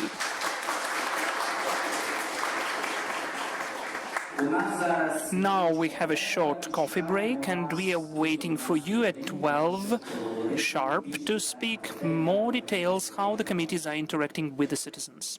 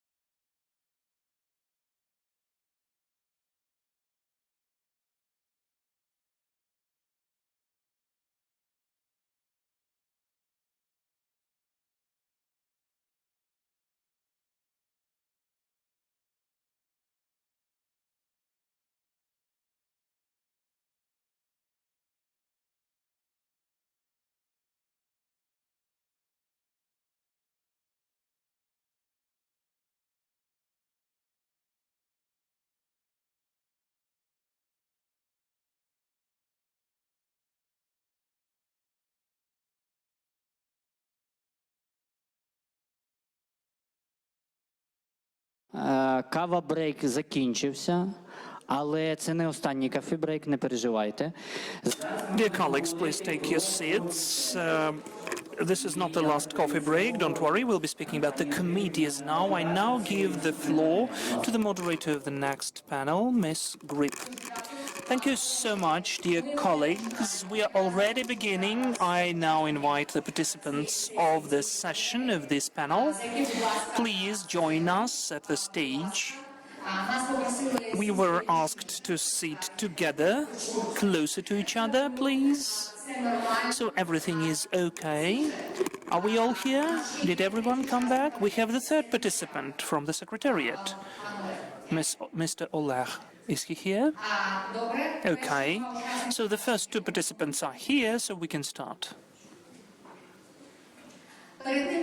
Before we start, I would like again to express my gratitude to the project of USAID RADA because, well, you know, the cooperation which started, in fact, in 2019, we have been working with the project which had a different name, and since 2021 it has become a different one. Still nothing has changed. I mean, now out of what we can see that these USAID projects, in fact, are institutional memory, because the parliaments change, the secretariats rotate, but still the USAID projects stay, and they are helping us to create democratic society. And even if someone wants this society not to comply with all the criteria, you know, still here we have the civil society, which is really helping. It reminds us, it pushes us, and does everything possible so as Ukraine developed as a democratic state. So today we will be speaking with my colleagues about how the committees are working, the subcommittees as well, and if it is important to work and how it is important to work with the civil society, with the voters, and how to answer, to respond to all the requests the society has. Today we have already heard about the law drafts which, well, we'll hope the Parliament will adopt, so as it was not just the will of the MPs, of the secretariats, or the staff of the parliament, the superiors, the heads of the top management of the parliament, but we need to understand that the main objective of the parliament is to provide not only dialogue, but to provide, in fact, democratic values in our state. And we need to move on. I will not take much of your time, and now we will instantly move to our colleagues. And by the way, they will introduce themselves. I will only start. So now we have Mr. Bezgin. Please, could you tell what you are responsible for, how you're working, and how you provide, in fact, this dialogue with the civil society? Thank you, Victoria. Good day, everyone. I'm happy to see you in such an hall, which is Baroque, mixed with Pshonka style. Still, this is about the evolution of our democracy. If you don't know, my name is Vitaly Bezgin. I'm an MP, the member of the Committee of Public Power, State Power, of the Regional Development of the Local Self-Governing and Urban Planning. It happens that this is the first time when I could see the participants, the composition which included our ex-vice speaker, the head of our committee, and today we are with Oleg, maybe because our committee is responsible for the democracy. We were invited, so many of us were invited here to discuss. Well, maybe there are so many questions to you. Well, let's speak. So far I don't understand the format of our dialogue. I do hope we'll have open communication. I'm directly dealing with the issues of decentralization, the issues of local self-governance, so to some extent I have the niche audience. This is not just any voter. Just besides the voter, our employer are also the local self-governance authorities. But this is not the most important thing. If this forum is devoted to democracy and sustainability, there are several points. Without being highbrow, it is obvious that Ukraine is not only protecting itself and Europe, but it is protecting and defending democracy. The current war is the ideological breakage between the civilized European world, the Western civilization, and the authoritative systems. So it is incredibly important for the parliament as the legislative branch of power to have this cohesion, unity, and this certain balance of, in fact, balances, not to close, not to be overwhelmed, because when you have the full-scale war, when you have security restrictions, when you just have checkpoints every 100 of meters and you don't have access to the quarters of the government, this is also a kind of a temptation to be closed from all the others in your activities. Why? Because some of us, and it's true because it's an evolution process, some of us still think that the closed format is easier for the decision-making process. It's a fact. It's a definite fact, but we have an issue. Such decisions will be taken quicker. Maybe they will be taken in the way you'd like them to be. Maybe you exactly will. It will seem to you that they are perfect, but the legitimacy of these decisions in the eyes of the stakeholders, in the eyes of the civilian active community, will be really weak and low. But when the decision is losing its power and legitimacy, it's the end of the power. And knowing the tests which Ukraine is getting through, this is the risk for the statehood. That is why this is my main framework. And if we need to move to something more specific, let us do that. Still, let us be more specific. It's always important. Do I understand correctly that you were involved directly in the dialogue with the institution of starostas, and not only with the institution but with starostas themselves? This was the project which also helped us. This project got support from USAID RADA. Could you please tell what was the main point which you took out of these consultations? What did you include into the legislation after that? Did you have feedback? Because we are always meeting not only for the sake of the meeting, we are meeting not only to give a certain answer instantly, but the most important thing is to hear, to work on that, and to implement it.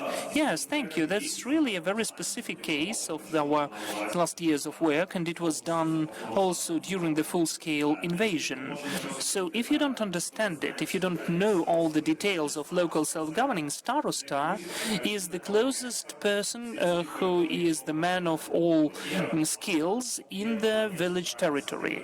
We have the community with the center, with the remote villages, and they have the starosta. Mostly this is the person who on the one hand can provide services, on the other hand he can paint fences. This is the reality in Ukraine. When decentralization started in 2014, the very clever, as of then, political decision was taken to see starostas as elected officials, because it was an attempt to not to have any conflicts with the village heads, so these elections were given for them. But when the reform about administrative territorial composition was achieving its final stage before the local elections in the autumn of 2020, we took the decision that the political appointment shouldn't be there through the direct elections. The logic was simple. There is the head of the community who is responsible for the whole territory of the community. There is the starosta who bears responsibility for the part of this community. There cannot be two separately elected politically persons, because this would lead to a conflict. But we were the first to implement the public hearings, discussions, and so on. What took place after that? The elections took place. We were working for 2 years, and then we understood that finally Ukraine has to get along a different way, to analyze what's working, what's not. What is working during the martial law? Is it real? Is it possible to work in this procedure to collect signatures? Then we came to our colleagues from Rada project, and we did not write that in Kyiv. We went along the regions to meet with starostas, with heads of communities, communities and to get feedback from them. There was a pool of different issues, whether the discussions are working or not. What do we do in the situation if the starosta is mobilized and there is no procedure to appoint someone else? Is his position still his? And after the consultations in 7 regions of different direction, from the north to the south, from the east to the west, we prepared a law draft.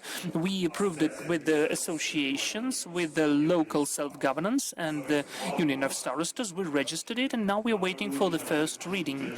Unfortunately, because of the budget processes, we are waiting for that for 3 months, but I do hope that we'll take it as the main part for till December at least. Thank you, Vitaly. There are lots of issues emerging at the places. People really don't like that much when they do not elect starostas, but starostas are appointed. Still, we all understand that we need to find compromises. I agree with you, especially now, under such complicated conditions, some war times. But still, I hope that we will come back to this issue after the war,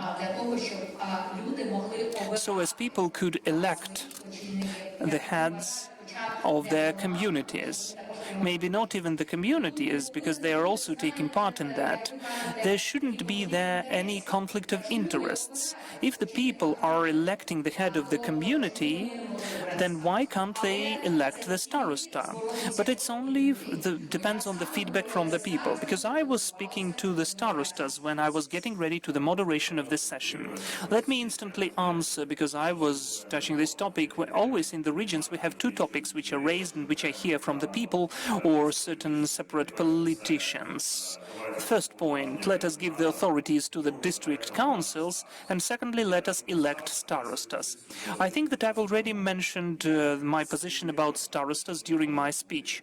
I tend to think that there cannot be 2 politically elected persons responsible for the same territory. I'm ready to get to any community and to speak to each and every citizen about that. The village heads were elected and they have certain impact onto the residents, and if they were elected it would be better, of course, is a position. I know that it's popular in some of the communities, and it's true that there is a huge layer of population who would like to elect them, but still my position is the same. Still, I think that there should be transparent and sincere dialogue. You see, even in the parliament halls, sometimes we have different opinions. We always need to communicate, and I really hope that these law drafts, which will be introduced directly for the consideration of the session, will also get through the public hearings, so as we could take the well-weighted decisions. Thank you, Vitaly. Oleg Dunda will tell now what he is responsible for and which subcommittee he is the head of. And from my behalf, unfortunately, there could be certain interesting questions. Without even waiting for you, I will answer them. Okay, deal. Let me tell, as soon as we started, I came up to Oleg and I said, colleagues, do you have any proposals? And he said, come on, let it be spontaneous. And maybe there will be a bit chaotic, because in chaos we will find this grain of truth. Well, I'm sorry for sitting between you two. So Oleg, please. Thank you so much, Victoria. I've already introduced myself. Oleg Dunda, MP, the Committee of State Construction, Subcommittee on Construction and Architecture, but I'm not dealing with that only. I would like to reflect on what in fact Vitaly has mentioned about starostas. If we, that's my opinion, if we implement the election system for starostas, the reform in the communities will be totally just ruined, because every village, every settlement has different preferences, and it may happen that the new starosta, if he is elected, he will be controversial in the village or an opponent to the mayor of the community who is elected. Will it be better? No. And in this case, we need to ruin this decentralization reform and to come back to what we used to have before. Why? There is no sense of doing that, right? Vitaly, do you agree? Well, we are not sure if, even if Vitaly agrees, do the citizens agree? This would be an interesting question. That is why we need dialogue. And Oleg, I would really like now you to tell us how you communicate with the citizens. Directly along the streets. I'm meeting and going to the, for instance, getting ahead of Victoria, she came up to me before the speech and she said, I'd like to speak about the Law Draft 5655. If you'd like, let us speak about that. Law Draft 5655 is a very interesting case. From my point of view, it's the best case for the understanding what is taking place in this cadency of the parliamentary activity. And we can show lots of examples looking at that. First of all, as for 5655, it's a law draft of a genius. The idea embedded in it is genius. What is that about? If we don't say point by point, but if we speak about the whole idea that the state, which is the legacy from the 1991 from the Soviet Union, if we'd like to become a normal state, the majority of functions should be taken away, which are not inherent. The state should have the function of security, then legal function and so on, but the majority of the functions which do not provide security need to be given to the communities or to the people directly. The private sector, we are not the only one who provide this law draft. In this case, let us take the United States, where the Federal Reserve System is the private system, where the stakeholders are the private banks, the shareholders are the organizations, and this system is well functioning. It can work. So in this case, Law Draft 5655 had the same position that, for instance, let's take the part of the functions and give them for the private sector, to the private sector. And another point is that we had to decrease some of the risks, to mitigate them, to balance the system, and so on. So now we have the recommendations of the European Commission and so on and so forth, but we may say that this law draft is ahead of its time. We, maybe not this cadency, but the next one still will adopt something like that, still will implement something like that. That's what's good. What's bad about that? Unfortunately, this law draft was not timely, not because it was ahead of its time. From this point, this is the issue of civil society. It has been considered in the first and the second readings when the Parliament, from the perspective of the contacts with the society, was a bit limited, restricted. The first reading, if I remember it well, was done during COVID times, and the Parliament, as for its transparency and communication with the society, was restricted. The second reading took place during the martial law in the end of 2022.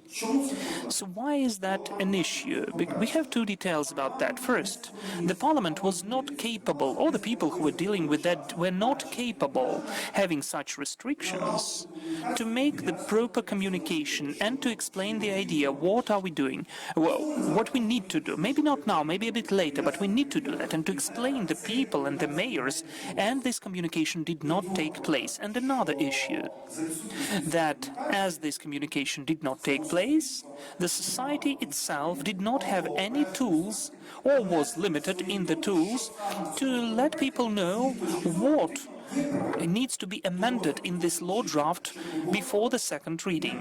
Not to have any discrepancies, not to have any opposition, and so on. A resistance. And if we found, or including me, I don't get rid of this responsibility, if we found communication, proper communication with the society, we would sign Law Draft 5655 and would think how it should be implemented into our legislation. But Still, let me mention that it will be done, maybe not now, a bit later, still will implement this idea to this or that extent, because this idea is a genius one. But still this case shows that if we'd like to work properly, we need close cooperation with the society, with different layers, the mayors, the communities, the state officials, just society, private businesses, in the villages and so on, and only then, especially when it's about important law drafts, hard and incomprehensible law drafts like 56-55 and others, and it will allow to work us properly. Let us mention the issue, if we have already spoken about 56-55, let's look about multiple citizenship.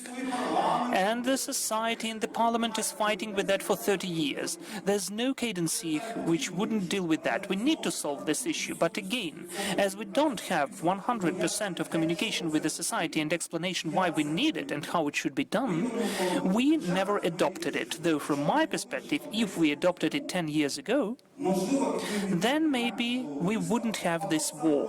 All the threats would be smaller. Our state staff wouldn't have that many people with Russian citizenship. I don't want to accuse them that they are working for the adversary. No, different people can be there. We have more than 2 million Ukrainians with Russian citizenship. I don't want to say that they are enemies. This is a different issue. Having this passport in your pocket, they are the people who can be pushed, who can be forced to some actions. So in fact they are hostages. And if this is the person who is working in the state staff, this is the whole platform for manipulations. So if we adopted this law draft about multiple citizenship, different editions, and we explained the society why we need it, and there were lots of myths about it, maybe we would have fewer problems during the war, and maybe there wouldn't be any war, who knows. And this is our obligation to communicate with the people about that, to explain, to go to the fields, to the villages, and to explain why we do that. Moreover, to make programs for systemic information and propaganda, let's admit. The third thing I would like to mention, for the society, we do not do enough. We underperform.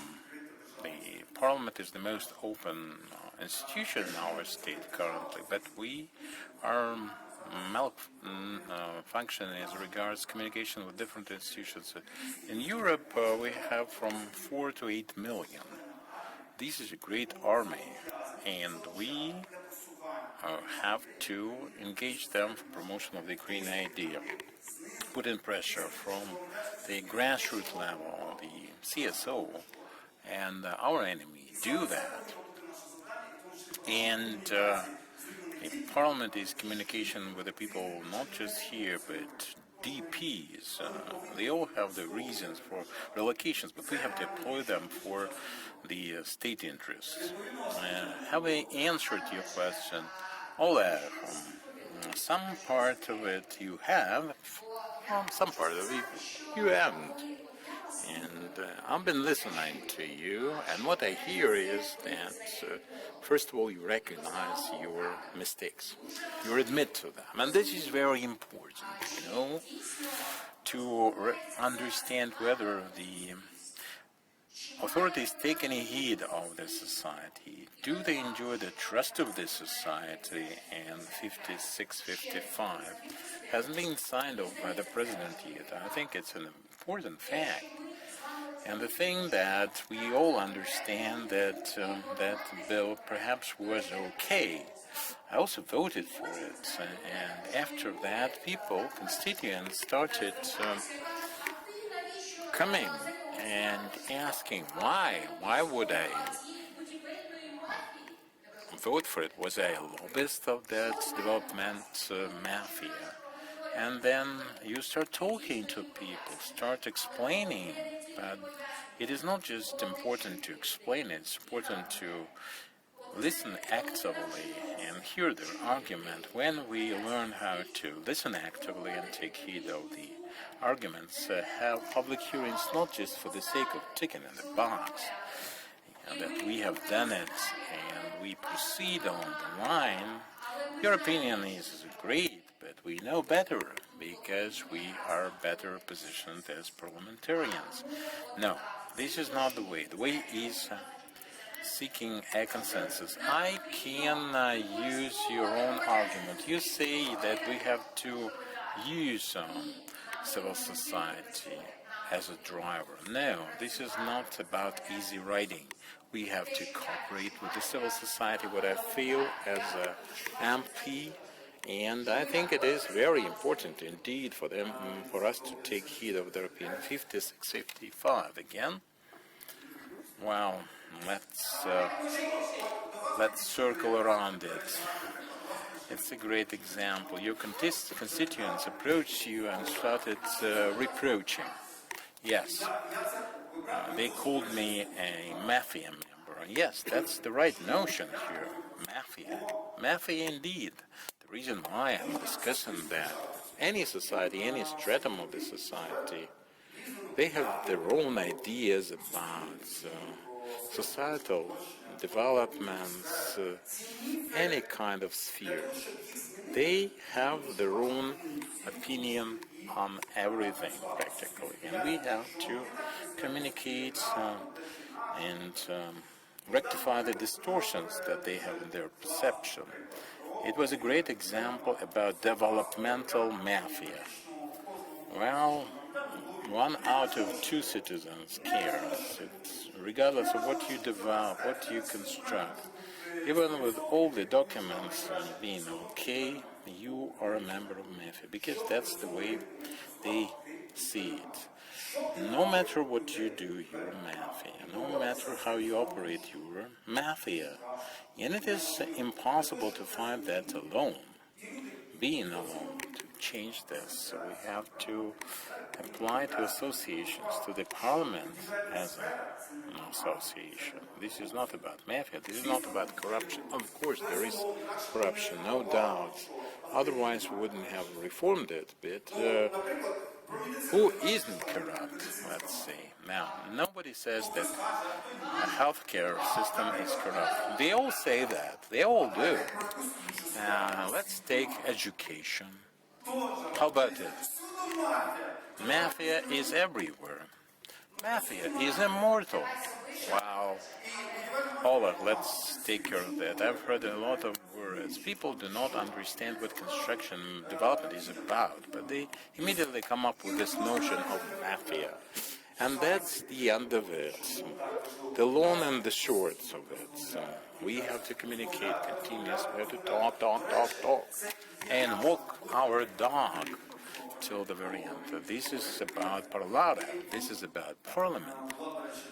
And there was that point that Parliament is about democracy, about representation, and so forth. I am very much inclined to promote a different vision. Max Weber would say in his day that the principal mission of Parliament was civic peace. You can fight in the Parliament as much as you can, but the most important thing is to maintain peace in the streets. No shooting, no skirmishes. That's your problem, how you do it. But mostly you have to talk. And that's the principal function. And the principal function of MP, for an MP, I think not to press the button. This is 10% of our press. We have to represent citizens. We have to explain why we have such sophisticated bills. Their requests should be well detected and taken into account and should be implemented, because without support of the society, 56, 55 or no 55, it can be as important as it is, but we have to communicate. It's not about voting, it's not about being present, it's not about attendance. I cannot agree more. Well, the principal thing is to hear the constituents, to take heed of their requests, and then to work for them.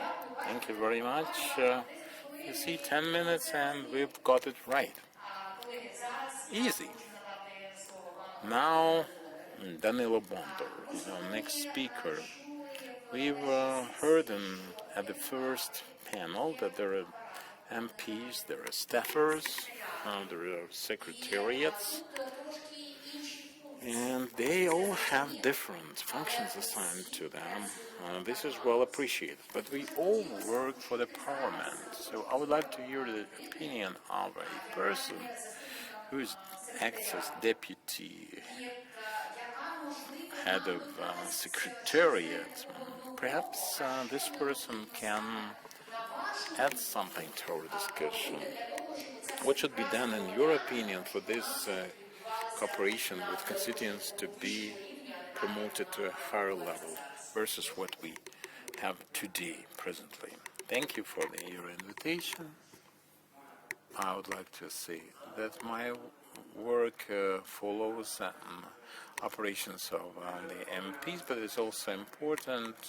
Our Committee for Social Policy and Veterans is concerned with the societal transactions and labor legislation, social policy, social protection, veterans' rights, pension provisions. All our work is related to this interaction with the citizens. In addition to that, development of social partnership and activity of social partners is a big issue for our committee. And continuously we cooperate with the associations of employers and trade unions. They all have their hubs, and we invite their representatives to our committee meetings. And no working group can do it without them. We always invite them, both employees and employers, and also NGOs in cooperation with them as regards veterans affairs, and this is a very topical issue for today. Now, cooperation with trade unions and business associations at the national level, and joint representative bodies of such associations, and then they help us with the decision making, because labor relationship is between employee and employer, and we have to strike the best balance we can between the two parties involved. So at registration of every bill at the committee, we take all their requests into account from both sides. We have hearings at the committee, and in addition to that, with the USAID ring, we have started public consultations. So far, we haven't been involved. Well, before that we weren't involved, but now we have had 3 activities, even at the international level ones. The latest for Croatia, the UK, the US experts, continuous cooperation, you see.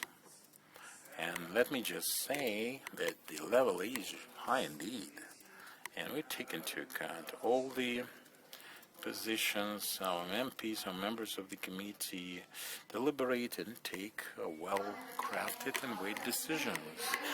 Well, that's the ideal world you've described. And it cannot be exactly so. With cooperation at the highest level imaginable, wouldn't have had this kind of attitude on the part of constituents. But the problem that we discuss in this society and see in the public is mistrust, distrust. And the same is true for Poland, of all countries. We've heard about it from our colleagues when visiting the United Kingdom, supported by USAID RADA. A very important project, by the way, because I could see the British MPs at work, their communication with the constituents. Well, again, constituents sometimes have no trust in their representatives, and they have their own claims to make but they actually take heed of the society. You say we promoted ourselves to the highest level. We cannot claim that. There is a lot to be done still for the constituents to recognize that, yes, MPs take proper heed of our ideas. They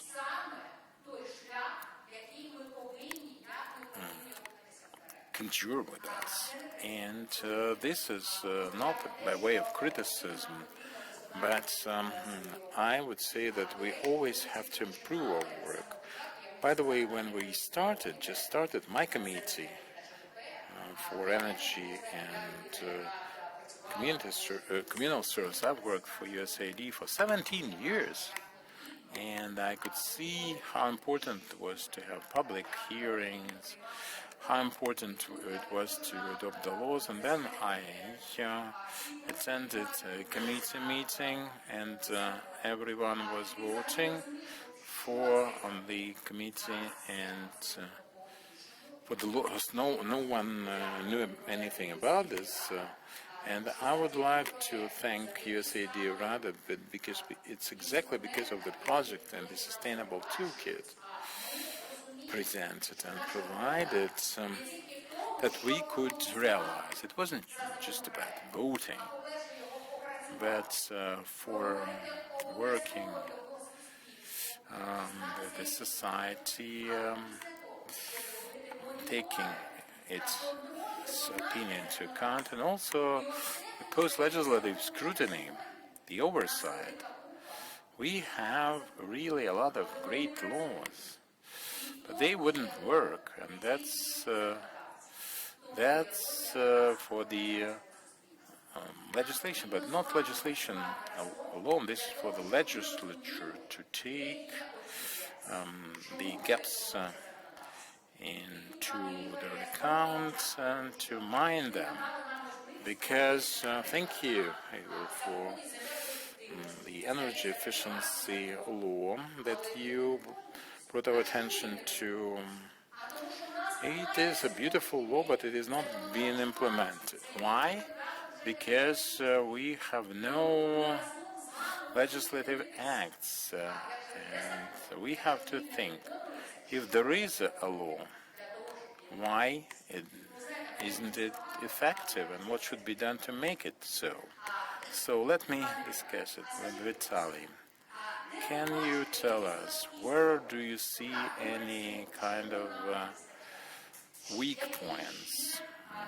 What kind of other ideas can you offer for this cooperation? This is not about something lacking. This is about evolution. Any parliament is a mirror of the society it represents. And your example of the hands up, I do not know about your committee. It's not. It's different. I know some committees where it is still so. You come to discuss, and there is no discussion because everything is fine. It seems to be. Why? Because there is no maturity. Sometimes political. Sometimes just common wisdom, common sense, and it is all essential.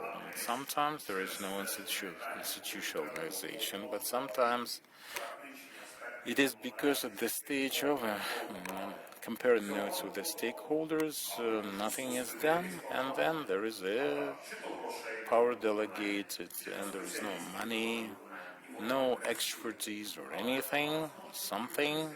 But it's evolution. I think 20 years ago, perhaps, there was not such understanding, the public discussions and public hearings. Now we have to adopt a special law on public consultations. Another matter, our committee was drafting the law in question. There is no imperative. For the parliament, there is no imperative norm. And I'm very much in favor of this very version. Because if we make it imperative, this is like the consultations we have at the governmental level. Has anyone attended? Let me tell you, there is a text, a language promulgated, And in order to get to this page, you have to click about 30 times, and then a couple of functionaries report, and we get to know that it actually happened, that the instrument itself is nothing, because this is not just sabotage, but this is a distortion. And what is lacking there? Well, we've discussed communication a lot at length, and communication with the citizens is key. Anyway, in my opinion, it's very unfortunate that power corrupts, takes your mind off the real public interest. Sometimes you just couldn't care less, and then you feel like a representative that can represent and knows best. Well, Ukraine is not lagging behind really in that process, but I'm concerned with this kind of phenomenon. And I remember our parliament, its performance in 19, 20, 21, and we have to understand, first you're active for 2 or 3 years, and then you're bogged in something politically, and then the last year, this is different now because of the martial law, but usually people just think about getting re-elected. How can we overcome that? I don't know. Well, somebody says that we have to cut on the activities. This is a burnout, or perhaps this is a political stagnation. It should be evolution instead. There is no other way. We are a young democracy after all. And once somebody tells us that we have local feudals, local Catholics, some of them are useful, some of them are useless, and this is a normal stage of evolution. Let's look on the local level. We had red managers, we had mobsters of the 90s, then cleverer mobsters surviving after the 90s, and then the agricultural and industrial captains. So we are just in our early 30s, so we shall not overcome it otherwise. I disagree and agree with you. At the same time, I have the honor to know one of the MPs of the first parliament who is present here, Mr. Piskun, Alexander Piskun. And let me put this question to Mr. Alexander Piskun. Is it evolution or devolution versus what you had in the first parliament? We haven't yet prepared it, so this is not something that we preset as a question. Well, that is a surprise. This is an ambush. We worked for 17 years together. I was learning from you. That's why I'm asking. Yes, I have the honor. I was an MP of the first parliament declaring our independence. And that my background is in history studies, and not surprisingly, I am a lawyer. I have a second degree, and we weighed the challenges. I was an MP then, and we were discussing the necessity to get ready for the war, and some voices would call us crazy for that, but there is an evolution. We change, the parliaments change. Look on the polls. How many people believed in independence of Ukraine in 1990, 1995, 2000, and now? Well, naturally, we paid for it with blood, with the best lives of our people. Every day we lose hundreds, and we should never forget it, because it is our front line right here. What MPs do, the civil society, local self-governance, these are the things we are contributing to our joint victory, and we shall overcome someday. And democracy always wins over a totalitarian state, but it's a matter of price. And even the price depends on us. If we stay united, if the parliament appreciates their role, we work in parliamentary presidential settings. Sometimes I hear from the MPs, yes, we have to put our heads together with the presidential office. You're number one. They have to listen to you. And all the evolution starts and ends with you. You have to make the policies. And Anatoly Tkachuk on Facebook, a colleague of mine, suggested to Google up the concept of recovery for Ukraine. And you will find a load of rubbish instead. Well, you can do it better. No office, no agency can do that. The parliament is taking the lead, and you are collectively drafting is 32 years. This is just a drop in a very big bucket, especially taking into account our millennium history. And we have another millennium ahead of us, and we are contributing to our victory. Thank you very much. Alexandra, when Vitaly was discussing evolution, he was talking about it being the matter of evolution. I think what he really had in mind was this negative implication. We still need more time. But evolution is there, and indeed we have a totally different society now, even in comparison with the society that voted for independence of Ukraine back then in 1991. So Oleg, tell us please, more specifically, what are the instruments after this session that you would like to use for interaction with the civil society? Well, we should not reinvent the wheel here. We know them from textbooks, we use them in practice. This is working with NGOs.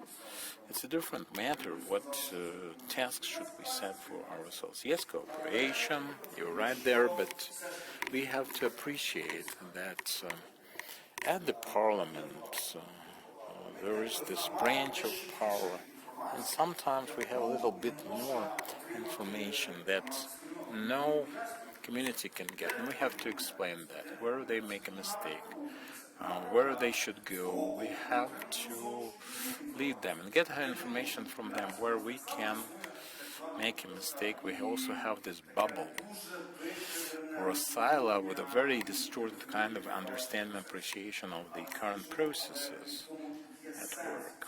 But there is this cooperation for us to correct each other. In my case, well, I talk to anyone, to you. I talk, I think, I become aware of some information, and we have to use our people abroad. They should not just move chaotically. They should work for Ukraine. Volodymyr Vasilevskoboyenko, you always like to employ someone to do your job for you. Yes, as MPs we employ two things: laws and regulations, and secondly the constituents. And this is right, and this should be so, because I'll give you one example. Vitaly and myself, we are sitting there and thinking about Latvia, no, Slovakia, 9 million people, not so much, not that much. Can we travel all the Slovakia, getting the news spread, making the mayors aware and letting them know how they should work for Ukraine, support of Ukraine. In Slovakia, the roads are fine, just fine. That's one thing. And secondly, I do not understand why just the two of you and you, Victoria, you can join us. I have my duty attached to the Ukrainian-Slovakian Friendship Group. The same with Poland. 2 or 3 MPs cannot solve the problem, but as a driver, as an engine, they can get the society together around them, and they can provide the direction to move along those lines, to boycott, to have strikes in Budapest, Bucharest. There are plenty of examples, there are many of them, how this changes attitude of the governmental agencies, and it is necessary to work there, and that's how we can avoid the situation with the convoy at the Polish-Ukrainian border, this waiting line. In Poland, we should employ our diaspora. I agree with you 100%. The situation at the border in both Poland and Slovakia now points to the fact that we are not effective enough. And we have this friendship group. We should talk more and promote the interests of the civil society in Ukraine. Oleg, a very short remark indeed. Just 1 minute you have. Indeed, the parliament is evolving. The parliament that was elected in 2019 is not up to scratch, but we also try to evolve as personalities and groups. We need 2 factions, pro-Ukrainian and for the aliens who do not consider Ukraine as their state. When I talk to the colleagues on the floor, I can see how useful they want to be for Ukraine. They just need to be directed and told, Ivan, look, we know that you have connections with the South Korea, so you're dealing with it. You are the head in this direction, then the reporting, and that the majority of the MPs, in spite of the factions, Holos for the Future, EU, beyond any fractions, they are open for that. And this is the huge boost for the development of our international cooperation. But again, it needs to be done systematically and in a coordinated way, not chaotic, how some people want. Well, I think no one wants chaotic. Everybody wants systemic work. I'm not in any fractions, so I may tell you that I'm always working for the work to be systemic. Danilo, could you please tell, because the MPs took all of your words, even the deputy head of secretariat said, we can take the mic as well. So Danilo, what would you like to offer? I made a joke, in fact. I said that you're at the higher level, but we understand that we need to work more and more. So what exactly would you like to suggest for this work to be at the higher level? Going on with the topic of evolution of the country and the parliament, we now have the mechanism, kind of social dialogue. And again, let me come back to the participants. That is the state on the one hand, then the employers and the employees. But as of today, we're working in the committee on the format 3+.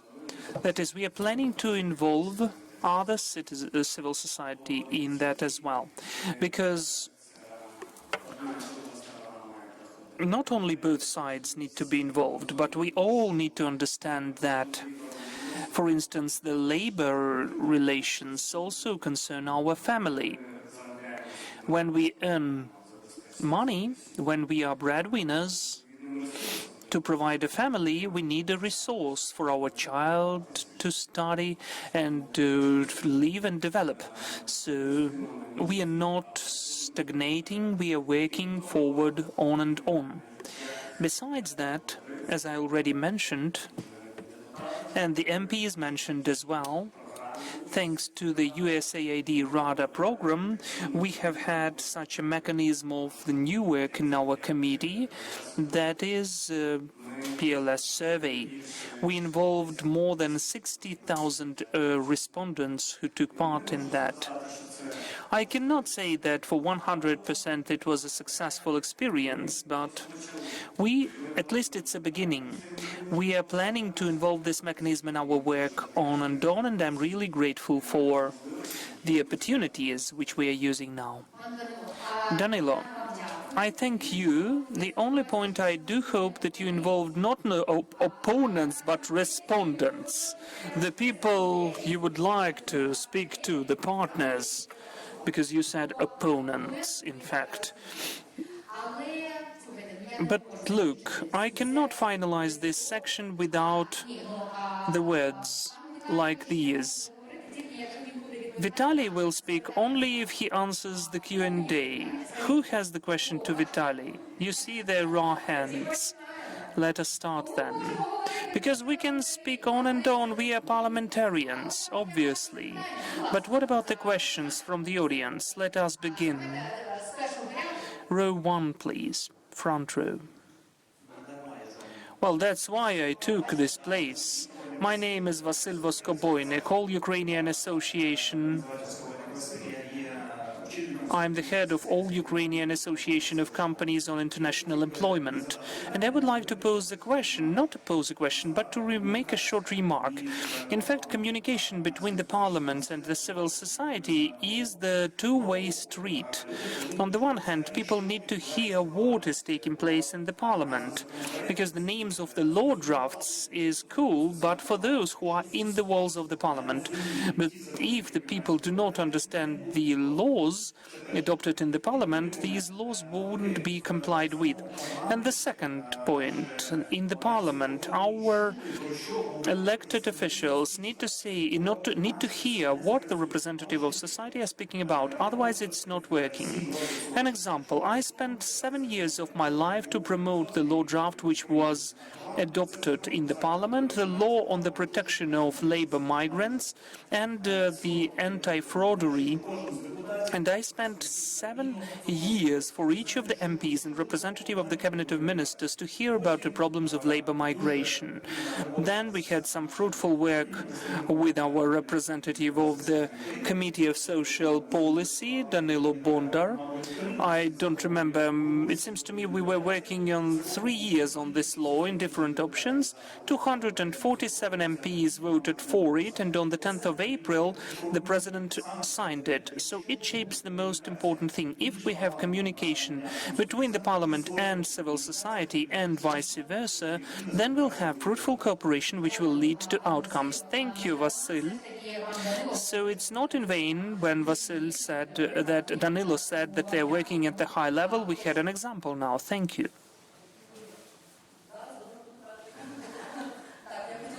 I would like to introduce myself.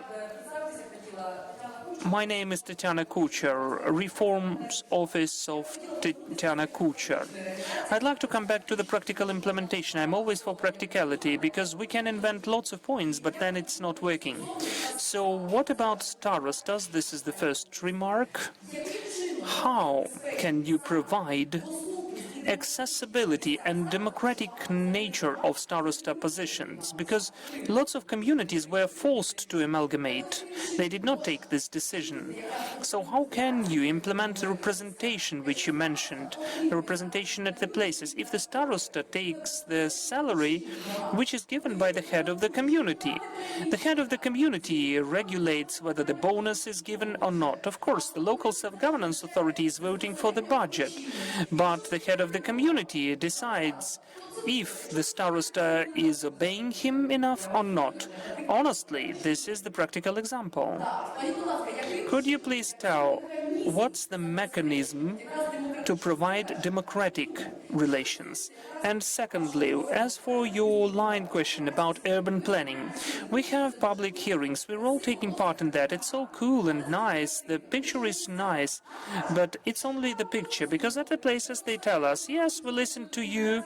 The developer of the urban planning documentation is the self-governing authority as the executive branch authority, and they say you need to get written answers. Maybe we agree, maybe we disagree, but everything is taken by the city council only.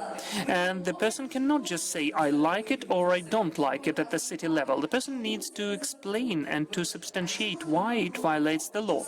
But if the person just doesn't want to see this adoption of the urban planning documentation where the person is living at, so how can we efficiently introduce the civil initiatives at the places? Yes, thank you. Well, it wouldn't be right to begin the question as an answer. Are you an employer, right? You have your own office, right? You're paying salaries to the people, right? I will explain why I started with that. You had an idea that the starosta is potentially bad because in his salary he depends on how he is assessed by his boss.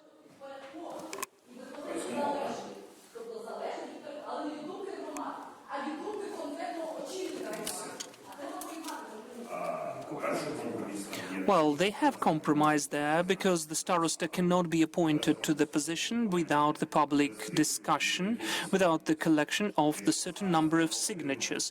If the starosta did not get the support of the community which is representing the starosta constituency, his candidature cannot be considered at the session where the voting will take place. And not all heads of the communities are controlling their sessions. So de facto we have 3 levels of verification already. Does it mean that it will make starosta to be exceptionally the voice of the people? No, it does not, because he or she is a symbiote. On the one hand, he has to take care about the interests of the starosta constituency. On the other hand, he is the representative of the head of territorial community. It cannot be otherwise, because the only, in fact, let us be sincere, even in the biggest community like Kyiv city, the greatest person who got the political mandate of trust and is responsible for the voters and who everybody knows is the head of the community. If we now go out and around the government quarters still we have a distorted selection, and if we ask them to name 10 MPs of Kyiv City Council, no one will name them. Maybe they will name only some of them. So the head of the community is responsible. Whether it's democratic, well, this is how representative democracy is working. We can say in the same way that some MP, if his assistant is not working enough at the constituency, but he is paying a salary to his assistant, it's a bad model because he is dependent on the assessment of his employer. This is the essence. We are all operating the taxpayers' money. This is not the money of the community. These are the taxpayers' money. If the starosta is working bad, then the starosta constituency does not provide proper services, so the citizens at the next elections have to make certain conclusions. Now about one systematic issue, which is in the basic, in the foundation, but it's not about starosta institution, and it's our mistake. 2019 amendments to the electoral code. We are voting for that. The civil society is applauding us. I would never vote for that now because I think it's the worst what could be voted for, whatever the Western partners tell us, because it's a feudalization and oligarchization of our system. But what does take place in this system of the local elections? The communities are combined and united, amalgamated, and the population up to from 10,000 are voted by the party system. How is it done? We have the central mansion and 18 added villages, and no one of the MPs who got to the council of the territorial community is not the resident of this village and is not a representative. This is the issue. It's not the issue of the procedure of starostas, but our mistake, our responsibility in the electoral code, which we need to correct. Thank you. Yes, please. There was a different question, but as far as I understand, to me, Vitaly doesn't do anything to urban planning so far. I will speak about our further cooperation.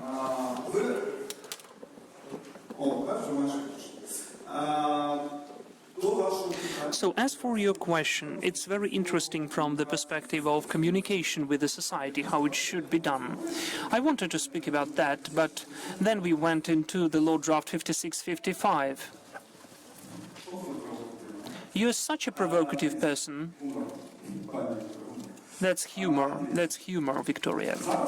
So, now, for half of the year, on the basis of our subcommittee, which, as Vitaly said, is one of the most democratic in the parliament, we have a working group as for the development of the urban planning code, which is considering urban planning from all of the perspectives, starting with the land and ending with the use and action and so on. So one of the issues is the public discussion and so on. I'm happy to say that this working group is working in our committee, because I cannot imagine more transparent work. We have a huge number of different experts, a huge number of representatives of the civil sector. Moreover, every Thursday it has the hearing, the listening of the proposals or experience from Germany, the UK, the US, of the architect or the representatives of the urban planning sphere. They are telling how it is working at their place to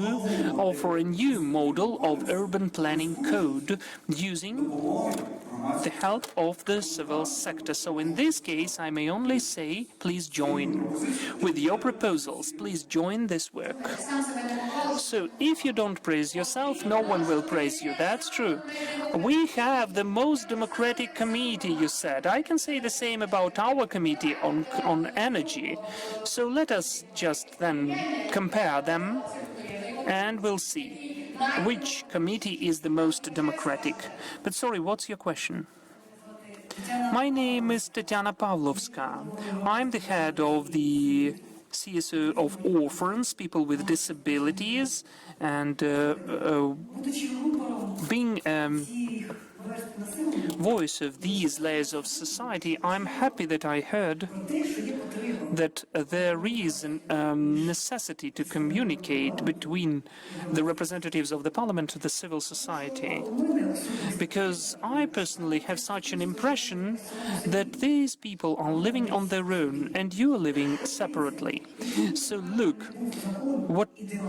whatever is the law, whether it's perfect or not, we need to explain it to the people with low income, the orphans and the people with disabilities. For instance, while being at Kiev, I, as a person with disability, as the head of the CSO, I cannot take the place which is labeled as the place for the person with disability according to the law. Do you know what I hear? They tell me, we are all people with disabilities in Ukraine now. Or, if the parliament adopted this law, let it implement it. Friends, I know that you know all of that, but I'd like to offer my public organization of orphans, people with disabilities, people with low income, to take new technologies as a mediator for the communication between you, the Parliament of Ukraine, and the civil society, which is the 80% of the voters of our country. So the objective of my organization is socialization and integration of the above-mentioned layers of population into the current Ukraine and the future type of Ukraine. I'm waiting for you. Thank you so much. That was a comment, in fact, but we have more questions, please.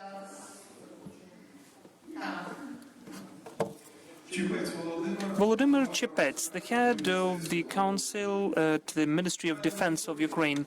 Victoria has introduced such a universal phrase. I agree with you somehow, but I disagree with you in other points. It's diplomatic. I would agree with this phrase, and I would like to ask you,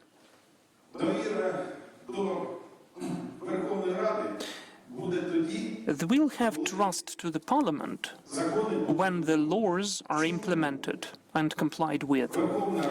Why doesn't the parliament use the mechanism which it has? That is about the parliamentary control and decision-making as for the audit chamber. We were already speaking about mafia in the construction sphere. Look at the materials of the audit chamber.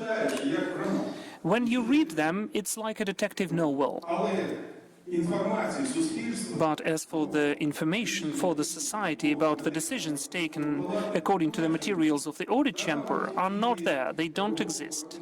And the head of the audit chamber is not listened to so often. This is the first point. Secondly, sorry, I cannot agree with you that the behavior of the MPs does not influence the trust of the civil society towards the parliament. Still, we need to come back to the ethical norms of the communication of the MPs during the sessions, during the discussions. Your positions are broadcast for your voters, and then at the level of certain communities or districts, at the meetings, they behave themselves in the same way as you do. Please pay attention to that. Secondly, when you are listening to the state officials from the executive branch, you also need to treat them with respect. They bear high responsibility. Moreover, during the martial law, during the wartime, when people are trying to get ready, when they come with certain proposals and developments,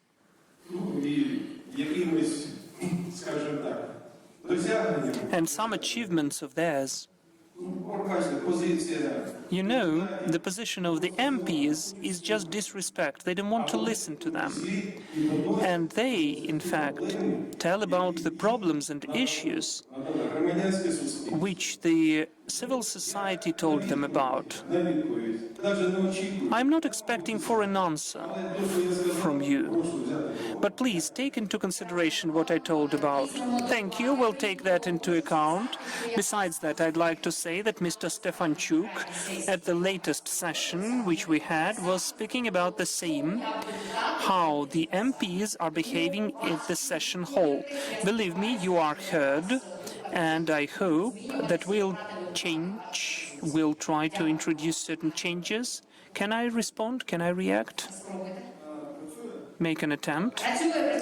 Does it work? Yes, it does. So, look, I've heard the same words about the work of the Parliament for so many times. Really, if you look, it may seem like some chaos, but you've never seen how the Parliament of the United Kingdom is working and what is happening there. I told you in the beginning that the function of the Parliament is the function of the peace on the streets. And we are obliged to do whatever we like, maybe even spit at each other. If we achieve this objective, then what we are doing is the right thing. This is the main dimension and measure. Maybe I'm wrong, but in the end of your speech you said that you are not even waiting for the answer. You have a stable opinion about the Parliament, which is hard to change. But it does not cancel the point that I need to communicate with you. Maybe your opinion will change. But the idea that you're not waiting for the answer, it's really, in fact, disappointing me. We are short of time. Let us have 2 more questions, please. Good day, dear colleagues. My name is Mikhailo. I'm from Lviv city. NGO Good Community. I have a question to Vitaly Bezgin about the most successful reform in Ukraine. That's the administrative territorial reform, which on the 1st of April 2024 will celebrate its 10th anniversary. 2 specific questions. Can we hope that after the 10th anniversary of this success, maybe the district councils will be in fact finally liquidated and will save some money for the army?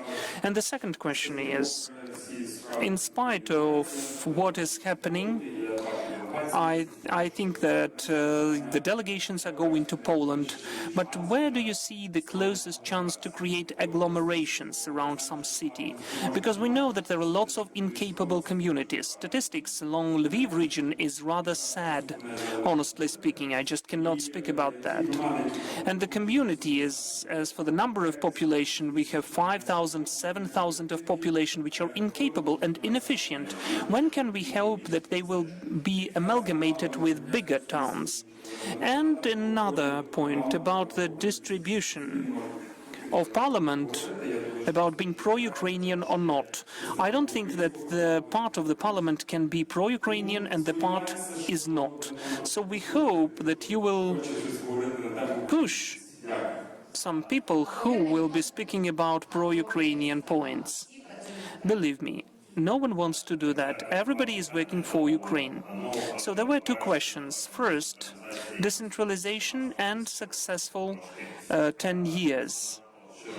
It's a bit too broad to say that there were 10 years of success. This is the evolution process which is going on. But coming back to district councils, I think that you know my personal position. There shouldn't be district councils. We don't need the elective authority at the sub-regional level. Unfortunately, we have it in our constitution. I do not believe that even if we didn't have a martial law, that this parliament would have a potential of 300 votes to introduce amendments to the constitution. Still, an obvious fact is that after the full-scale war, the constitution of Ukraine in any case will be amended, at least to solve the issue of the special status of Sevastopol city and renaming of Dnipropetrovsk and Kirovograd regions, and to get rid of district councils. Let us wait, and I do hope that the 10th session will be much more successful. As for the agglomerations, first we need to distribute. Agglomeration is not a union, is not amalgamation. It's a cooperation. It's the deeper form of cooperation. If we take into account the UK, their governance system is built upon that. The formal Big London, Manchester, Big Manchester, and so on. We are really short of time. So the question was where the first agglomeration is created. You, as the resident of Lviv, I congratulate you. The first agglomeration will be Lviv agglomeration. And by the way, today, Lviv Regional Military Administration, the local council, will adopt the strategy of Lviv agglomeration. Thank you, Vitaly. A short point about pro-Ukrainian fractions. I did not invent that. I did not think that about. When on air, the MPs of certain fractions say that we are opposition, I'm always asking, wait, opposition against whom? We are at war against the government, against the people. Who are you opposition against? They have the right to be opposition against the power. No, I disagree with you, but the question is from the audience. Good day, Stanislav Sereda. A very short question to Oleg. And again, as you mentioned very properly about the importance of cooperation and dialogue and interaction between the people who are not in Ukraine. We have 6 to 9 million of people like that. And Vitaly, in fact, was speaking about the importance of the creation of efficient mechanisms, not only some laws to be adopted, but for them to be implemented. And this question is to you and to whole panel. Who would like to take the floor? Which would be the efficient mechanisms of the involvement, engagement of people into the decision-making process, the people who are abroad now, and in the long-term perspective, because some of them will come back, some of them will not. As a moderator, I will not give the floor to the people, because unfortunately we are out of time.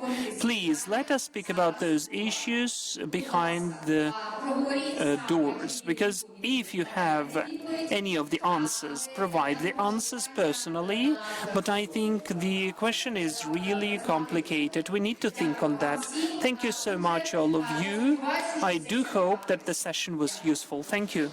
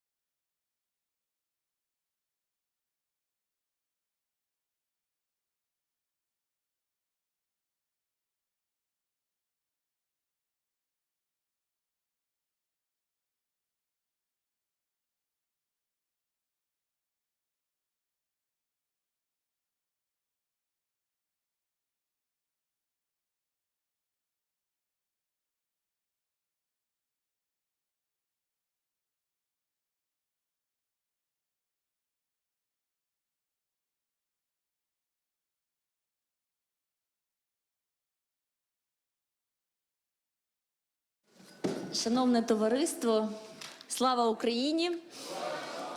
Dear ladies and gentlemen, glory be to Ukraine. While the diehards for the last panel are here, it's not the least important, the most important conversation is still ahead of us. USAID RADA, new generation, the winning projects that improve the dialogue and mutual understanding and this rapport between the civil society and the parliament. Yesterday we had that meeting with all the participants, and I had the honor to join one of the projects in Venice region because that's my country and my constituency. I'm an independent member from that particular part of Ukraine. The agents and the agency of change.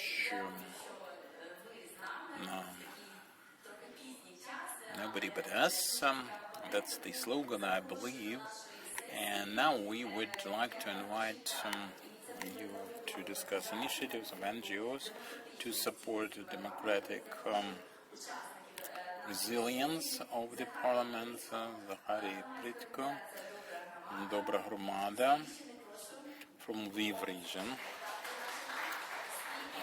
I would like to hear your applause and Institute Republic Institute, Mikhaila Balik, All Ukrainian NGO Fora Network,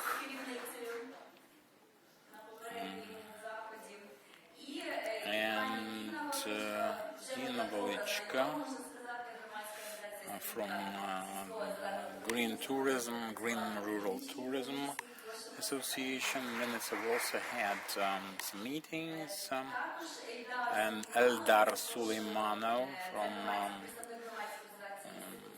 Public Initiatives Institute, it's another NGO, and Andrei Rudenko from Agro-Megapolis, another NGO, implemented the project in Khmelnytsky region, and will be joined online by an MP, and that's after Zakhary Brisko's presentation. Without further ado, I would like to say that all the panelists here represent organizations that initiated and implemented their projects under the grant program for democratic representation. We need this dialogue between the representatives and constituents. Increase interest in the parliament in this society. So let's immediately get down to our discussion. Perhaps I will start with the questions. I would like to introduce this project. It's an interesting one. But as a member of our statecraft committee, I would like to know what the PAT story is about, this personal income tax, and the veterans business in the Lviv region. Are there any interesting examples of memoranda? We'd like to hear from you. Thank you. Well, I'm Zakhary Brisko from Verkhovna Rada NGO. This year we had that opportunity to introduce the interaction project. Let me start with a small remark. In Ukraine, the civil society is ahead of the parliament, in my opinion. At some of the recent sessions, people discussed adoption of law and public discussions, how it had to be or hadn't to be imperative, non-imperative, had to be adopted or not to adopt it, and we've had public hearings already public discussions. We've heard from the public, and we have found some keys for interoperation between the representatives and the constituents and broader parliament and civil society. It's called Not for Nothing.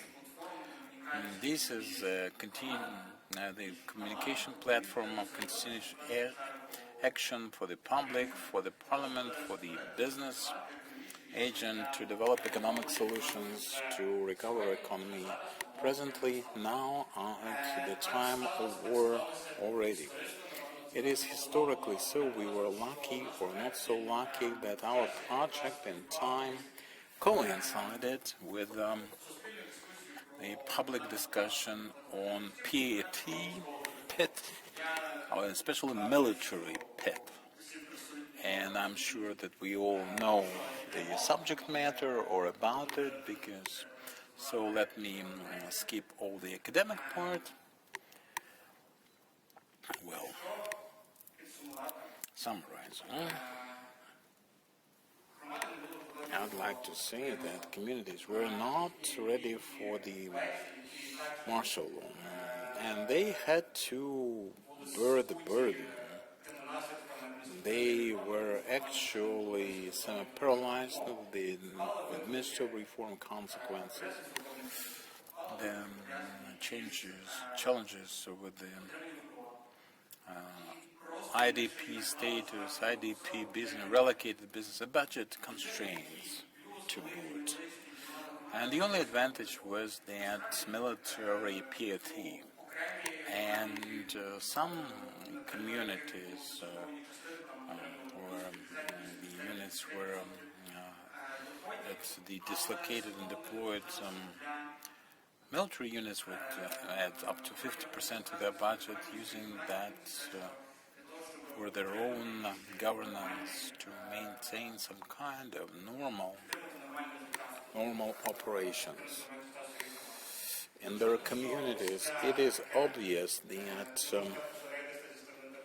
that kind of pillage on the part of the state, taking that military pit away from the communities, this goes against the best opportunities for economic development. It is in conflict with the capability development or capacity building principle that we introduced before the full-scale invention. This is about PIT. Now, about veterans' business. Veterans as business agents, in addition to this pragmatic goal, we also used for our project the social objective to create some prerequisites for creation of this comfortable climate for the veterans to come back and find their place, proper place, and after the war, in the new reality, after the war reality. And we get a whole cold shoulder there, a cold shower, because we discovered that the communities are not ready to support veterans, not because they were bad or anything, but they said, you've taken the pet away and now you want us to support social programs which should be national, in fact. And when we were getting ready for implementation of this project, we prepared a great declaration of support with 6 points, quite abstract at that. We did not want to be met with immediate resistance. But in the process of implementation, only 3 communities put their names to the declaration. And one of the mayors is an ex-combatant of the times of ATO, still ATO, and that was a matter of honor for him to support this declaration. But whether his community will have the necessary resources, it's still a question mark. This is also for the public discussion. maybe we expect too much from the communities. And there is this responsibility. Communities are capable, and they have exercises. They're fully capable of the PAT accumulations from the previous periods, so maybe we can demand a bit more from them, the authorities decided. National. Let me comment on that, as I'm using my capacity as the moderator. This is my first time. I moderate some things where I can talk without any restriction. I was reading your Facebook, your page, with the conclusions, and it is not just about PAT, but also about the necessity to reform PAT. You came to a similar conclusion, not the registration related, but also the tax authority can be interested in that and pay their taxes in Vinnytsia. So we have to reform, and not for the parent company or parent organization, but where people were located. Well, I'll tell you more. Our western neighbor Poland have the system when the taxpayers decide where the PAT goes. It's their choice. The place of registration, place of work, place of choice. We're not far away from there. And the parliament knows better. The parliament table 13, registered 13 drafts. Each of them is better than the current situation. The draft where you choose, I co-pinned them, two of them with the place of residence where they choose and declare their presence. While Mr. Hetmansov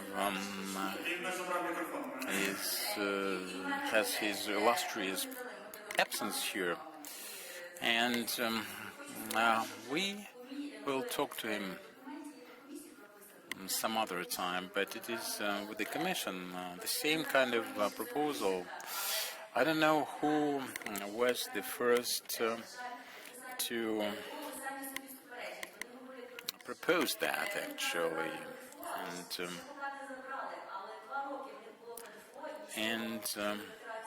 well, for the veteran, IOM, by the way, International Organization of Migration, they cannot find any veterans. Communities have not even looked into that. So thank you very much for your presentation.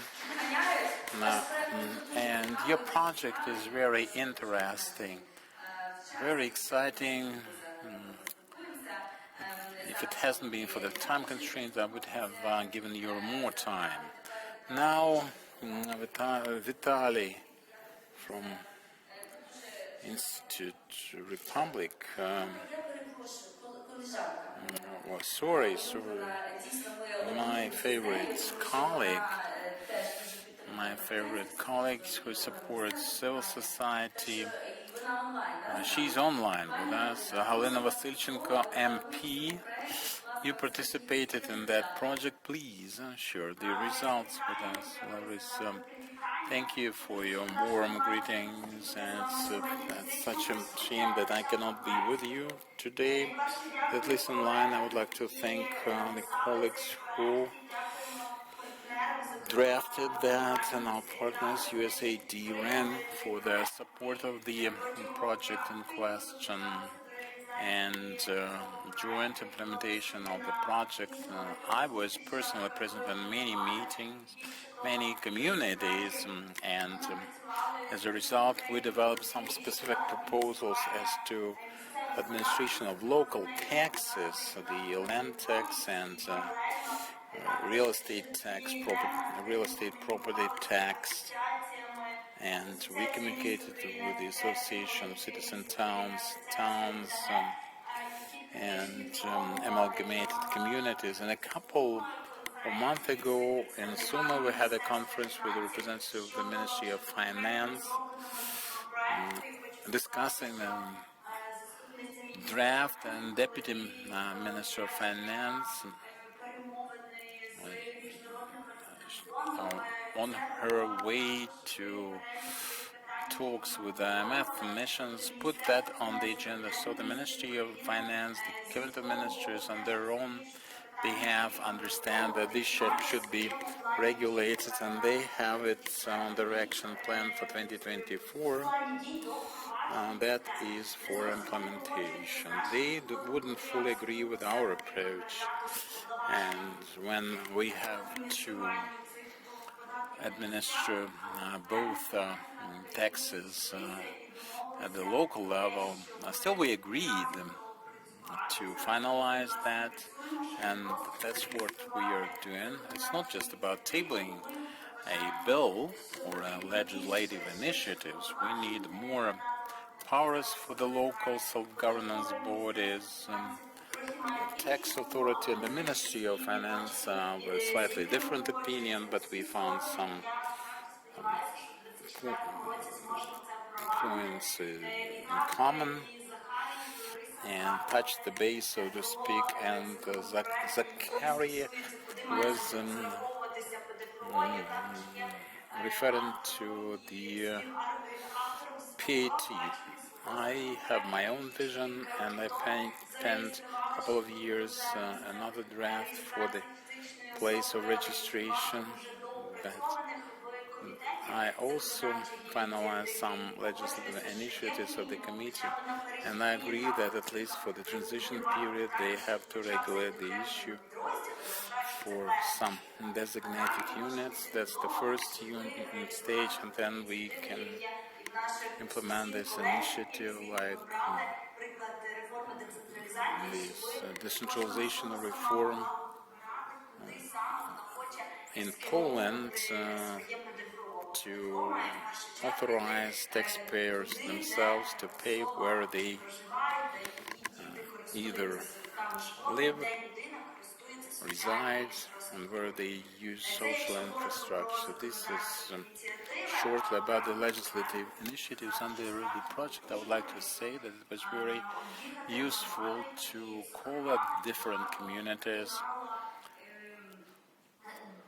and even before the implementation of this project, we had many calls from the communities themselves telling us that they need communication with their representatives in the parliament, and under the project I was present there, and I would always discover that it was very important for the communities. For us, it was important to hear the specific proposals, specific problems that have to be regulated.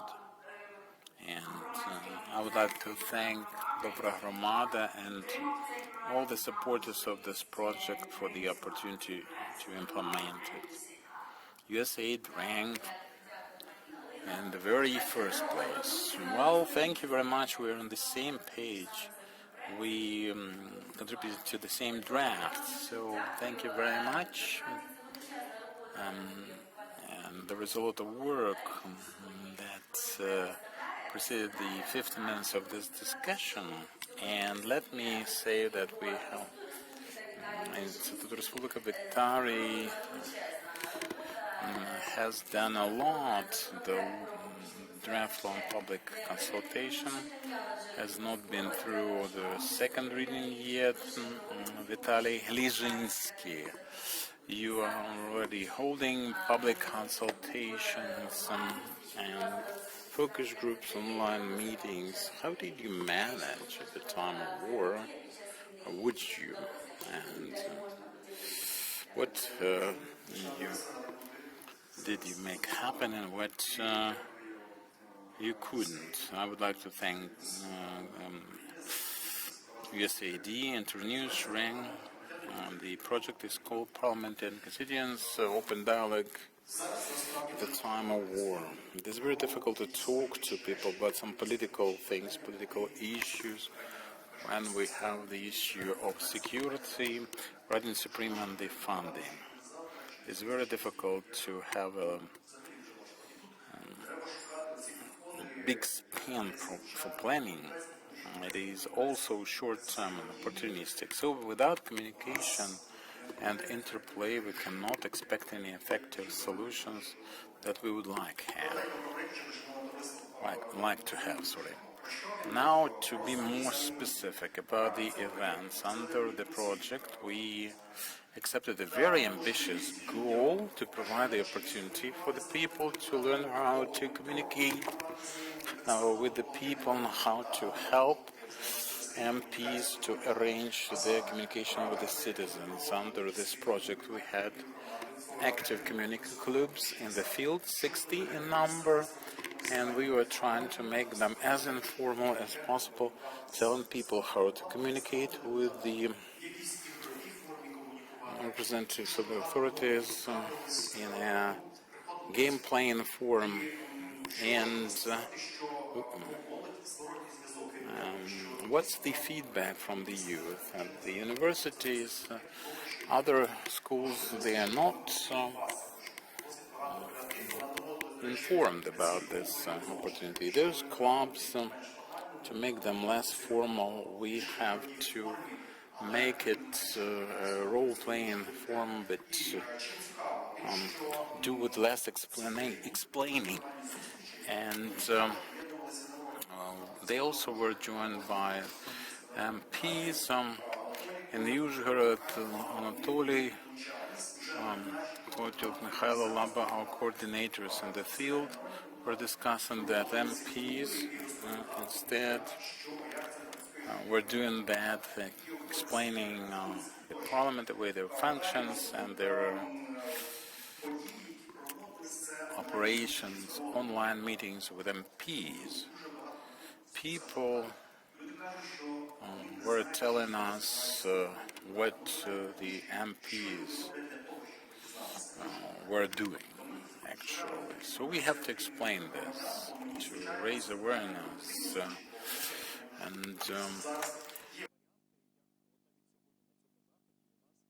and we have a lot.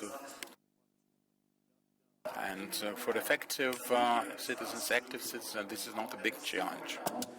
But for just usual citizens, just to say that you can go to the meeting and speak to the MP, that is the issue. So those online meetings, in our opinion, were really valuable. And what's interesting, at these meetings, they were useful both for the citizens and the MPs, because there was the opportunity to speak what you can get to with for the MP, because people get the myths that the MP is a mystic person somewhere far away, but people do not connect the activity of the MP directly, how it impacts the life of the citizen and how the citizens can interact with them.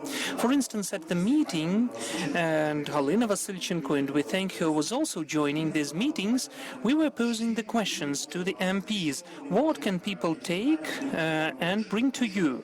Which issues they can solve? Because, as you know, the main question from the citizens to the MPs concerns mostly the financial material help. People ask for some financial help, but when the people hear that the MP says we can help within legislative initiative or something like that, that's what would be interesting. We cannot be responsible whether you have light in your building.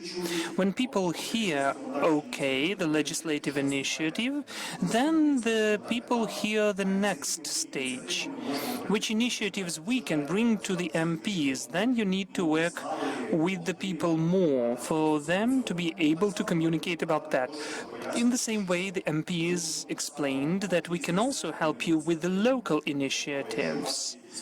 If you have certain issues, then you're active as citizens. If you've got any questions, you can get with the local initiatives and we can help you. Then we'll have effective communication. And of course, we also had public consultations. Two of them which we had is the White Book of the legislative process. Another public consultation with Olena Shulak is about, well, let me tell you in a nutshell, it's the compensation for the ruined or damaged property as the result of the Russian aggression.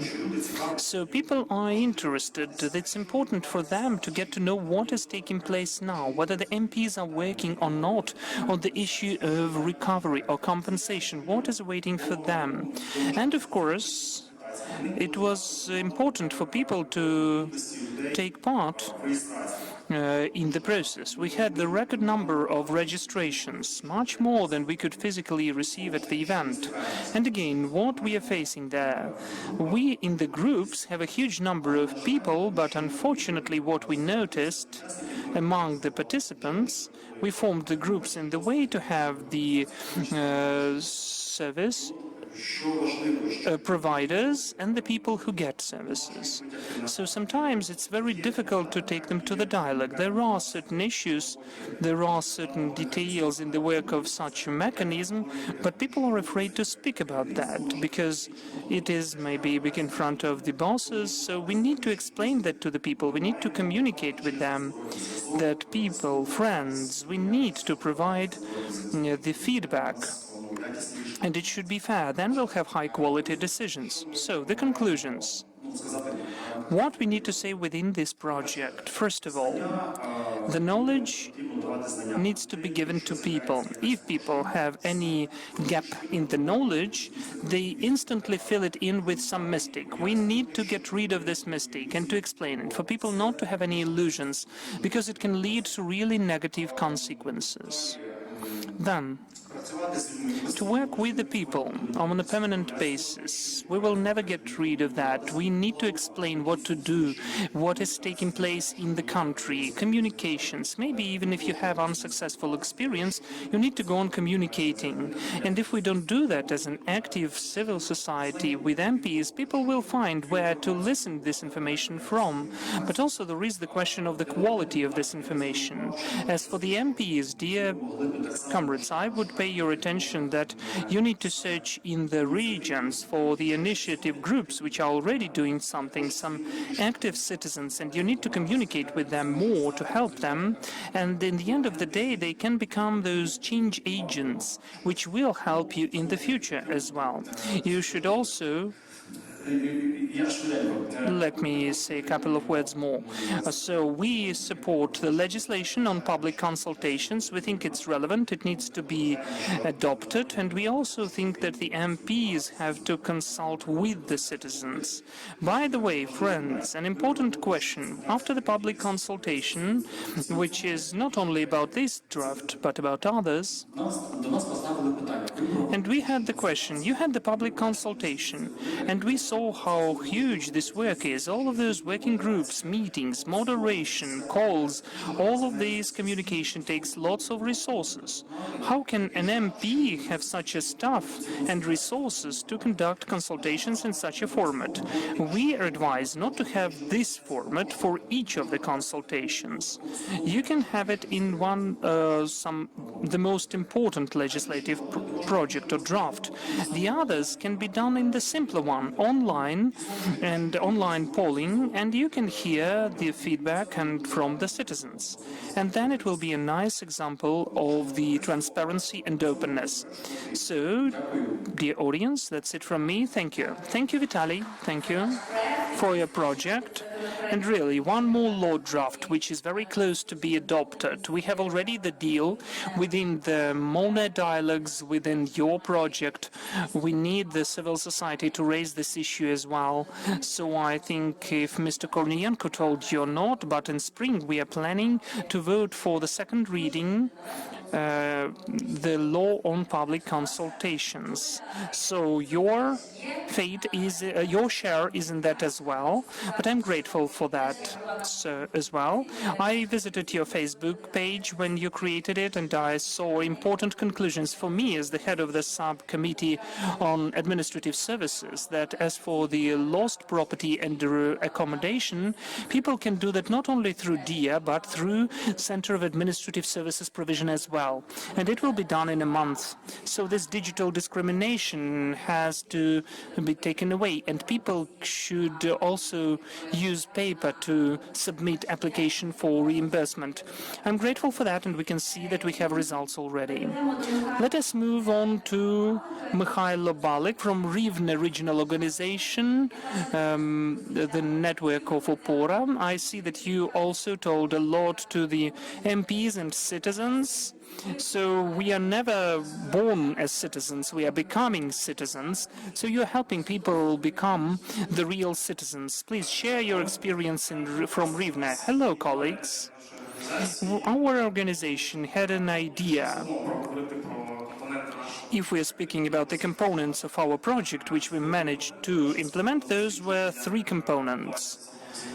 First of all, we researched how it is done with the MPs, though just within Rivne region, but still how it is happening under the condition of the war times, how it changed. And the second component was more of a training component, and we wanted to train the citizens how to search for ideas, both for the law drafts and cooperation with the local MPs, and also how this can be implemented. The last one was to try in the practice one of the types of the communication with the MPs, some public consultations. So in fact the most interesting in the outcome of this project is, first of all, the training component.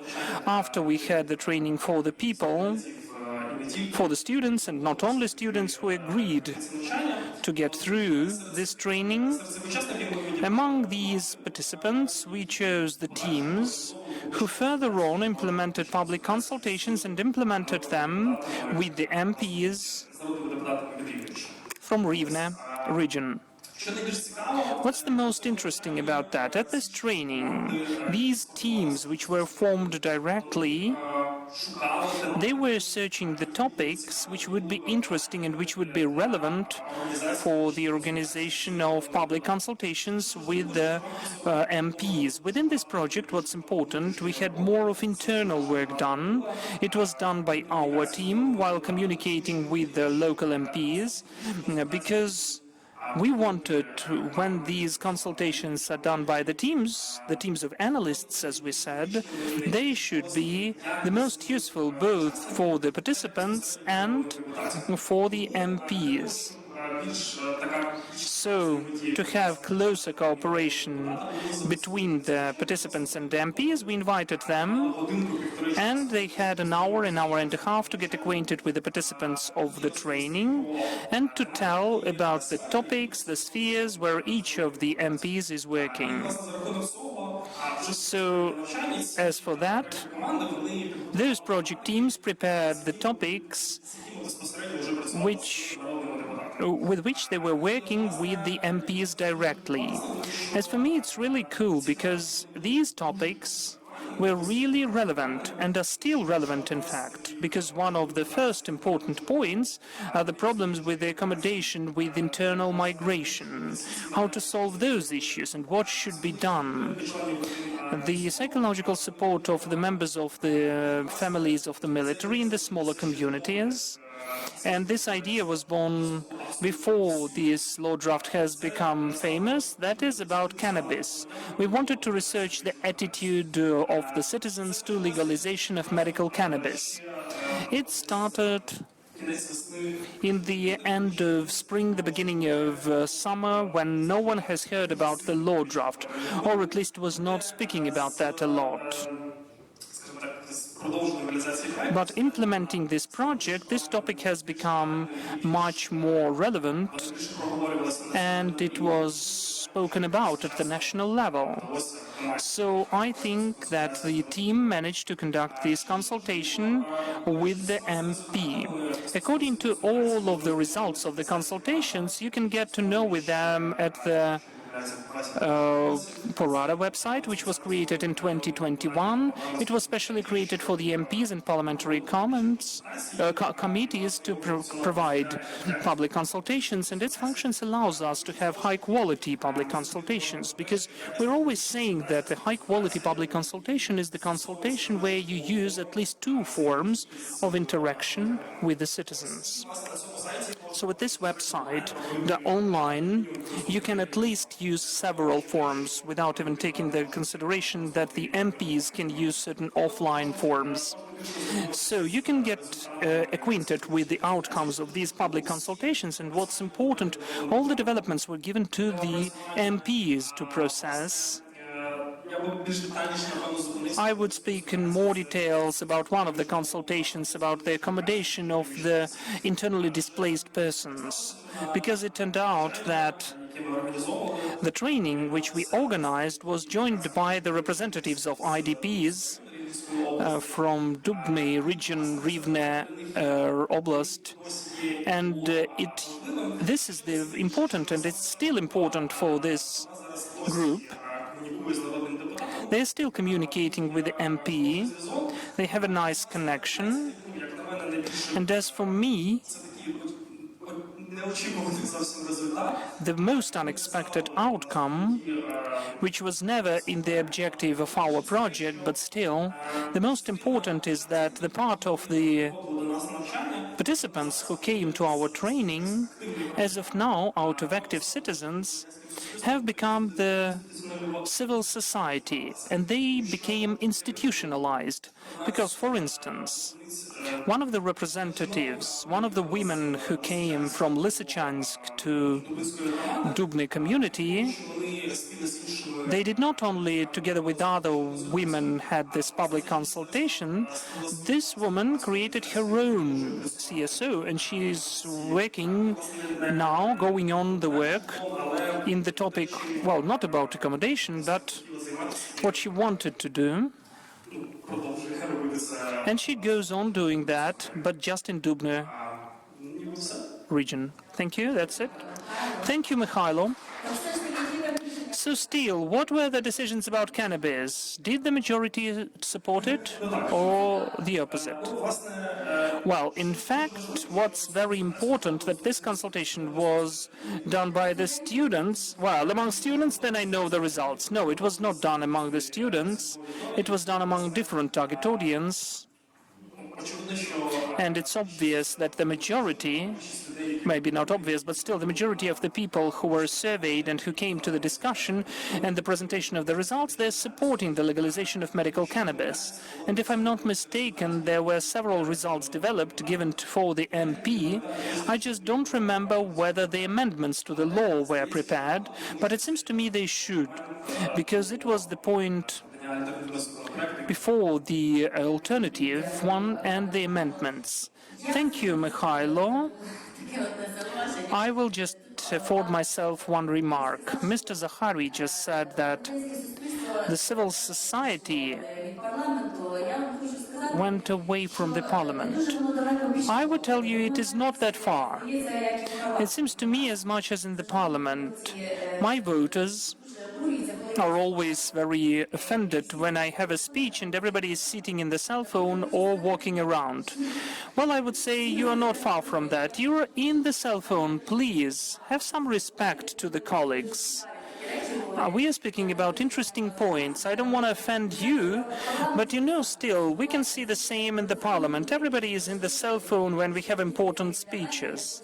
Because it seems to me, for me and for others, the results are very important, which will have a positive effect for the development of our state. Thank you so much, Mikhailo. And I'd like now to move Inna Velichko. In fact, you know, we are like relatives. We have seen each other so many times. And in fact, your organization, the Union of Rural Green Tourism, are our favorite. I am even there on the picture in my green dress. This is my constituency, Tulchin one.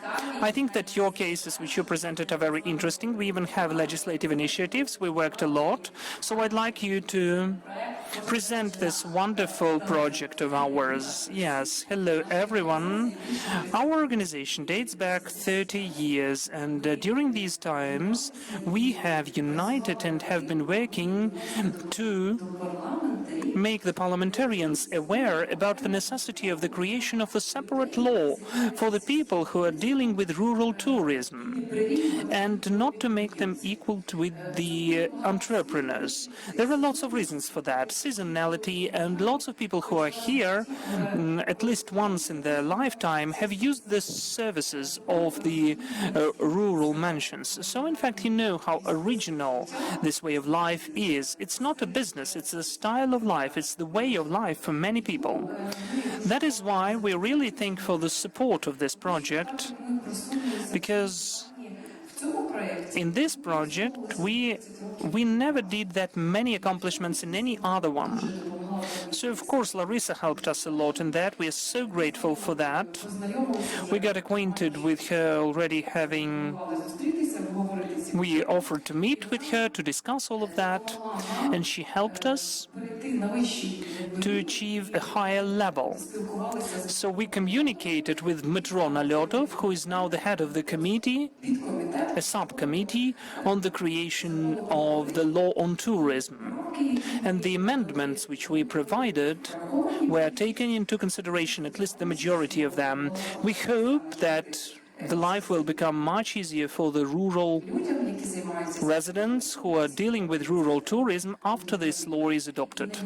And the most important thing, that our MPs agreed that such kind of a law is necessary to be adopted after the law on tourism adoption.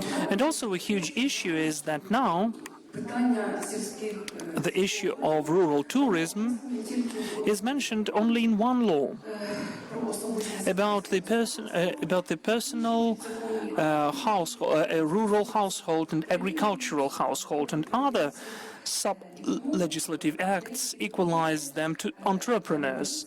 That is why some of the MPs, including Larissa, are ready to support these initiatives to change some of the provisions of the sub-laws to simplify the work of these people. Within our project, we were also working in the communities. And we were popularizing rural tourism. We have developed such a roadmap for the development of rural tourism in the communities, which has been presented, and we told about it both online and offline. We met with starostas, with the initiative rural residents, and also we had an analytical survey. We surveyed more than 1,000 of people, rural residents and the people who have something to do with rural tourism, who gave answers to the questions. The result of this survey was that we need amendments to the legislation and the regulation of these kind of activities. And also I'd like to boast that within this project, for the first time, it was in our union, we won the court trial. The tax service filed a court file against one of the members of our organization and made him pay a fine of 30,000 hryvnia. Thanks to this draft and project, we involved the experts, the lawyers. We won this lawsuit, and it is a positive case which we'll use in our work, and many people will be protected from such unlawful actions of the tax agents. And also, I'd like to thank for the opportunity to take part in this project, and we do hope that we'll have future cooperation. Thank you, everyone. Thank you, Inna. She was in fact, concise, but her projects are so interesting. Green rural tourism, they were really so impressive and inspiring for the representatives of the communities. Those are the people who are working with just not for the sake of money, but with the enthusiasm, for the inspiration. They are bringing joy for the people. They even sometimes live in Kiev, maybe not that comfortable conditions of their living, but still rural tourism is what they like.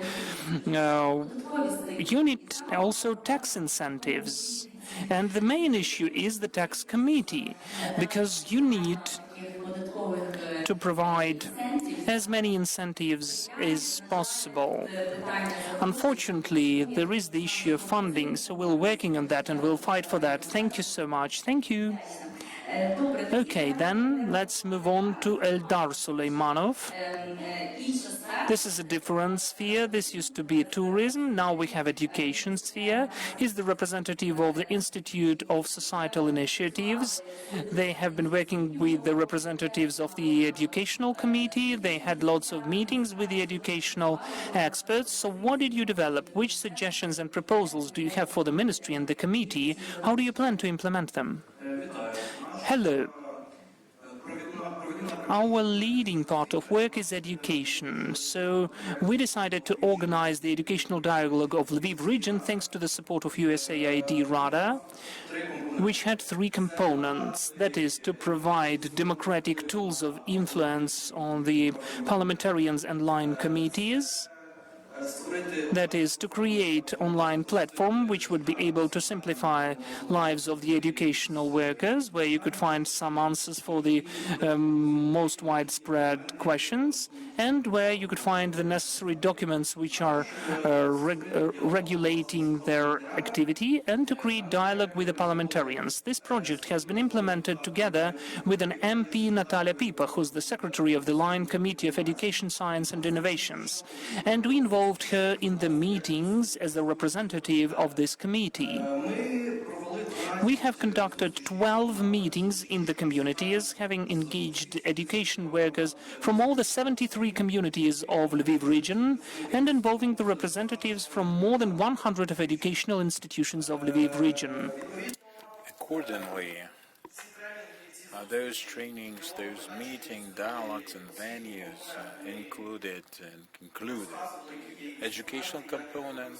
We discussed the toolkit, how to utilize it. We would collect the feedback as to the effective challenges of the past and the ones which appeared at the time of full-scale invasion and after it. Well, we analyzed different problems, the reason for their cropping up, and the best way is to solve them. Because of this information, we managed to design and create an online platform to answer the most frequently asked questions, and the Committee of Science and Innovation was managing the New Ukrainian School request, the MMT, and channeled that to the Parliament, and we had the Maestro report. Natalia channeled that to the Special Committee, and that will make lives easier, as we believe, to educators, and for the children, for the students, for that matter. And that will make it easier for the MPs to communicate with their constituents and the society by and large, and they will be able to better help the country to prosper. Thank you, Eldar. We need a special event dedicated to interaction of the Parliament and the government. This is the oversight function, which is very important. Whatever law is adopted by the Parliament without the lead taken by the government, it is impossible. They have to institutionalize, to adopt resolutions, and for 2 years they delay this sometimes, and the law actually is wasted for at least that period. And it is very sad, so I hope that the minister will be impressed and satisfied with the conclusions. Андрій Руденко, agricultural realm, agro-megapolis, the most important sector in our economy. Khmelnytsky region, what are the developments there, I wonder, and what kind of common denominator we can find there? I wouldn't like to underestimate education, but our organization has agriculture and land as the core matters have concern, and our survey was dedicated to farmers, and we had farmers as our respondents, smaller producers. We wouldn't discuss big holdings, vertical integrated, and so forth.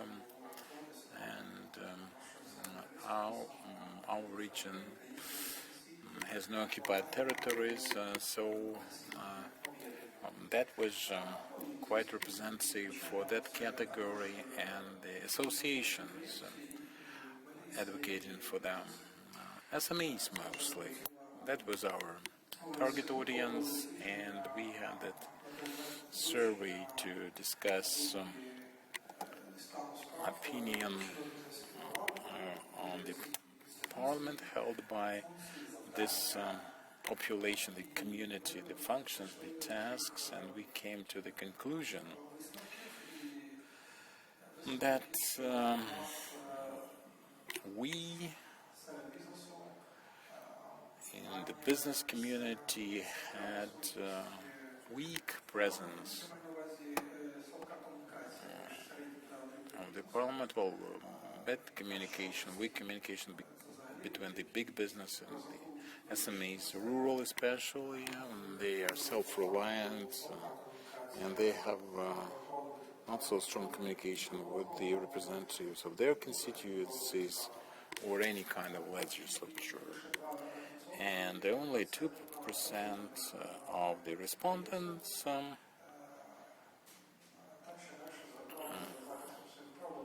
had some experience of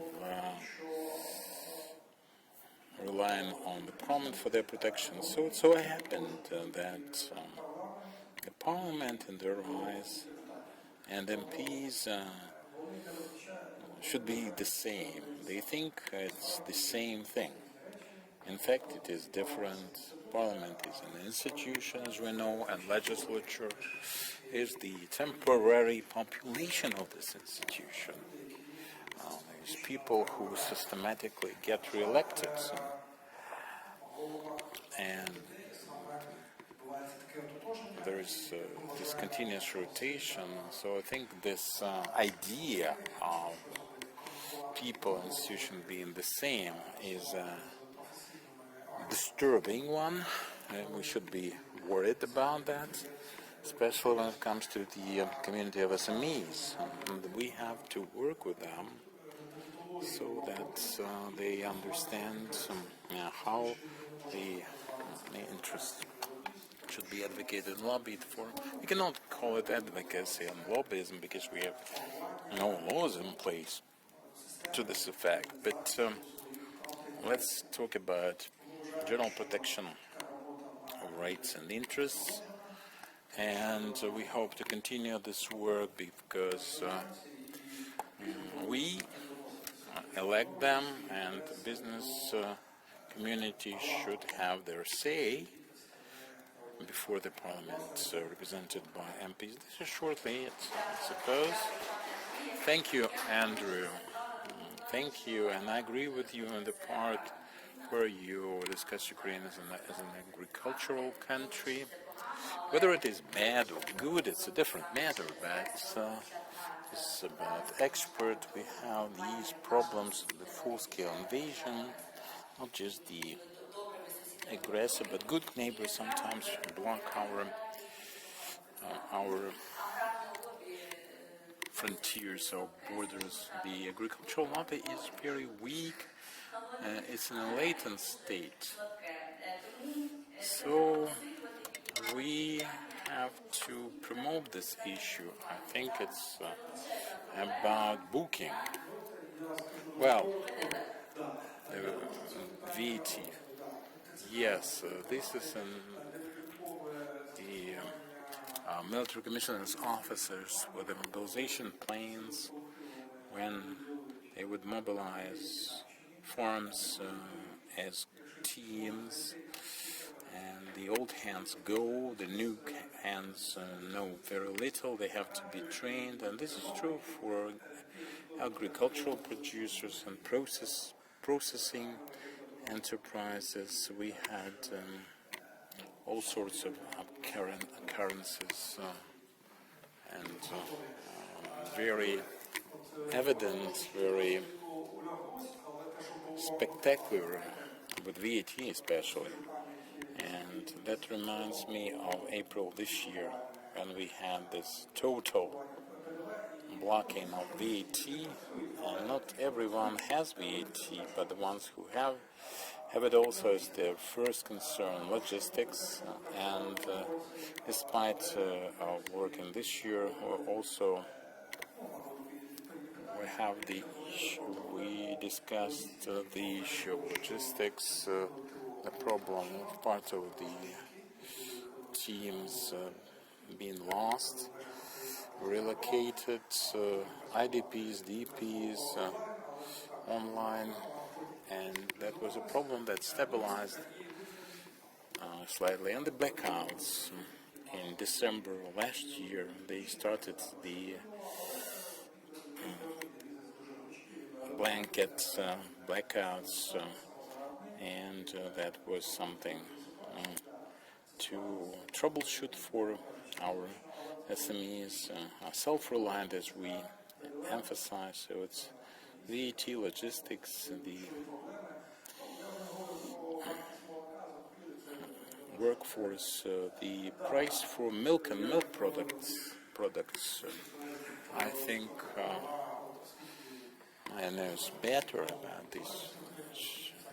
This problem exists between the producers, processors, and sellers. And this is especially acute for the small enterprises. And now we have the agricultural committee, and we are on the military kind of track. We have a full-scale war on our hands, but we have in Germany even in a newspaper quite well known was that challenging article that featured certain problems for us because of the committee. The VAT has been solved, blocking of the declarations been solved, and the draft law that I am a curator of the parliament with the appeals and substantiation of such grievances. Well, and I think that we will have some positive outcome hopefully soon. One more point: we had advocacy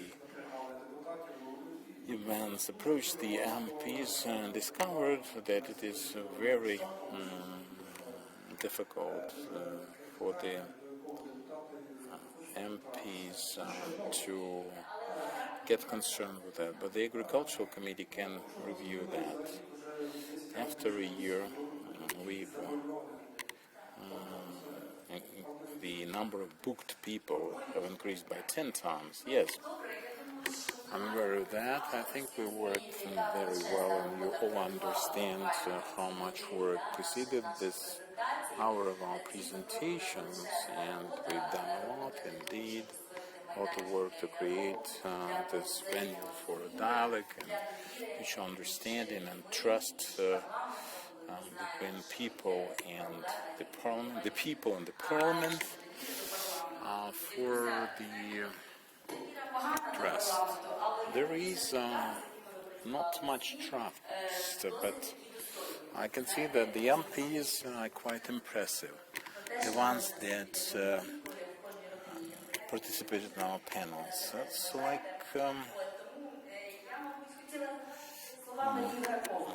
I would like to conclude with the words originally uttered by Igor Kovut.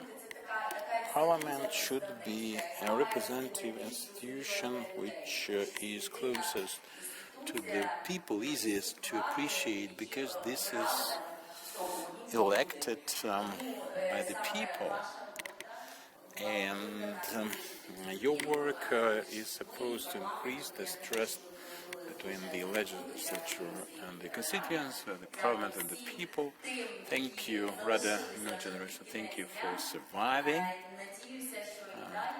till the end of this day, and I hope that in the future we'll implement more of such projects to promote trust.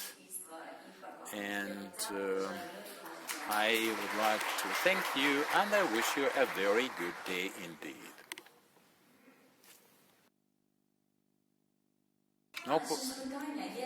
No questions? Are we supposed to have questions? Well, it was so exhaustive, so final. I would like to thank all our partners, grantors of our project, grantees of our project program. So there is a prospect. Now you can come back to your seats, I suppose. And we would like to thank the colleagues and support them. Just 5 minutes to round up.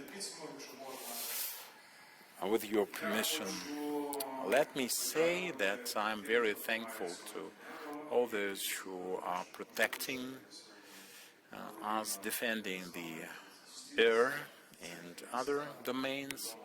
And we have the excellent opportunity to stay in this hotel, the governmental quarter.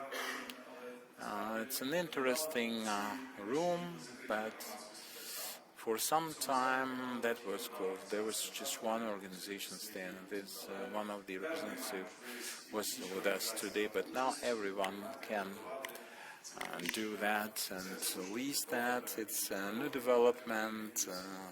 Very good for MPs. This is the very downtown, no air defense alerts, thanks to the air defense forces. This is for the opportunity to get together here. Well, thank you very much indeed.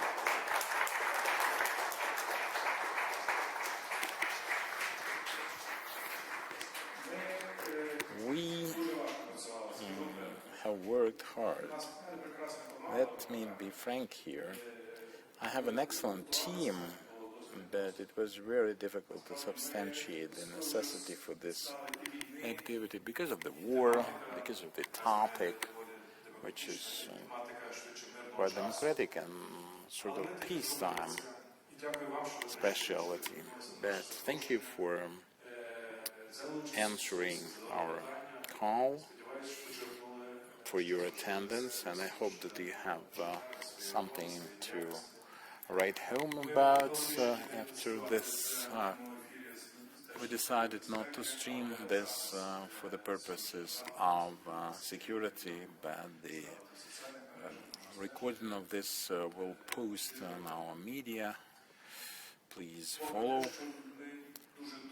and subscribe.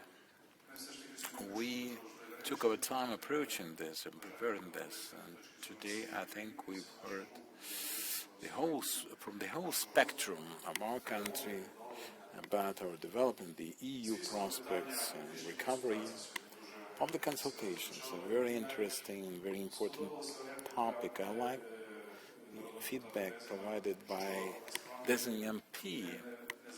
Well, it is Bezhin, Mr. Bezhin, our MP. And it is not so important to raise that issue. It's important to present it to the society for finalization. We should tell each other about legitimacy, about trust, about decision-making, European integration.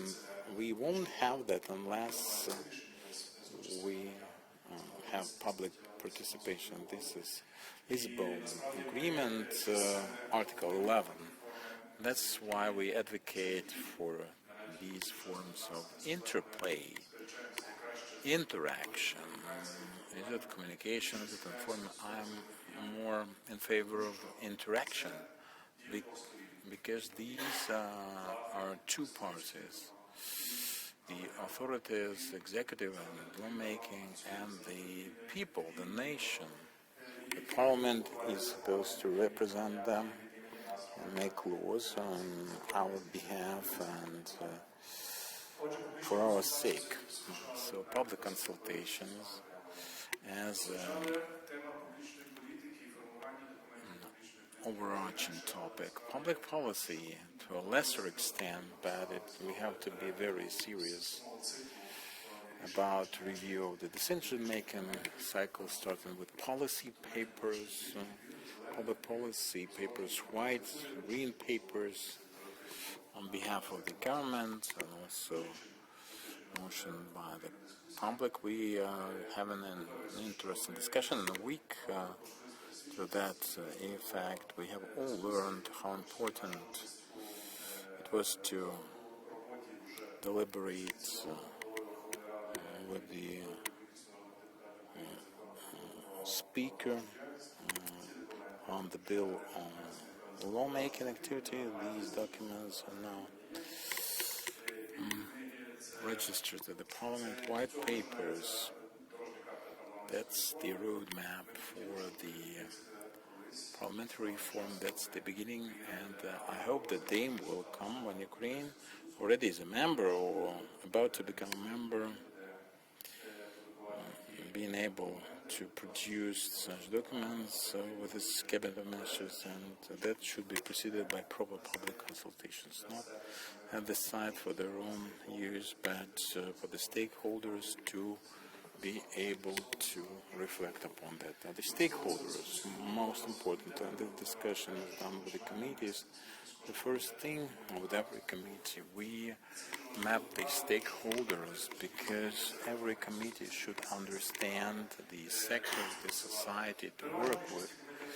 In the majority of cases, the committee are well aware of that, but sometimes we reinvent the wheel, present the obvious to them, because the decision-making process is so sophisticated that sometimes we cannot really trace the real impact for the scrutiny, for the oversight. Well, we discussed after the post-legislative scrutiny, people discussed that because a couple of years ago it was a kind of a terra incognita, and I would like to thank many committees and individual MPs for their leadership and our partners, Westminster Foundation, for helping us with the introduction of this topic as a new standard for democratic operations of the Parliament. The laws have to be subjected to regular scrutiny after some time for the impacts assessment on the audiences that are supposed to feel it and experience it. Targeted communications, we call them. Perhaps this is a bit too narrow, but parliaments and members of the parliament sometimes narrow it down their interest in certain areas. The role of parliament and the MP as a leader. I can agree and disagree. Sometimes I would disagree with the utilization of civil society, but leading civil society is a bit different. That's the flip side of the coin. so to speak, engaging in all the engageable initiatives, leadership that we expect from MPs and the Parliament as a whole, and we expect this parliamentary reform to be supported in different ways. We illustrated that with the case study, new quality, new democratic feature of the Parliament. We remember that this is about accountability. Thanks, Larissa, for quoting me, but that is a representative institution. And when in the society we have proper understanding and appreciation of this being not far-fetched, but being effective. Effectively, people are represented and they have the right to know. That's the right to know basis coming back. I'm not talking about manipulation, but I'm talking about how people spend their funds. This is not to be sensational. This should be regular and well established. The information, the new venues that we arrange even now, because we can use excuses of the wartime situation, but that's when the research service was introduced, and MPs have decision makers. The quality of decision making, democratic nature should be based on unbiased, non-partisan, neutral information. Somebody has to be that well trusted and to entrust these the libraries, the resource centers, the research services. They have different names at different parliaments, but they are objective, neutral, and accurate in their information, and not influenced by any kind of white noise. The targeted communication, thank you. It's not just about clarity, it's about our vision that this can happen, this should happen. Communication between members of the parliament and their constituents, accountability, openness, transparency. From the very first moment of this meeting, we agreed that the parliament has to be a bit cautious and semi-closed, but it is opening gradually but steadily and providing access for the public to be informed. And we are coming to some kind of normalcy in operations of the parliaments and their interplay with the society. It's about representation, and we have discussed it a lot. Inclusivity. It should be open for all the strata, all the populations, all the groups. Well, speaking of standards, we have discussed a lot of it, and to a large extent. It's great that we have supported this discourse. And we have this complementary position as far as the parliament to thank the constituents and the public for their support, and the public should thank the parliament for the same thing. Well, the only matter is this. Another recurring line was the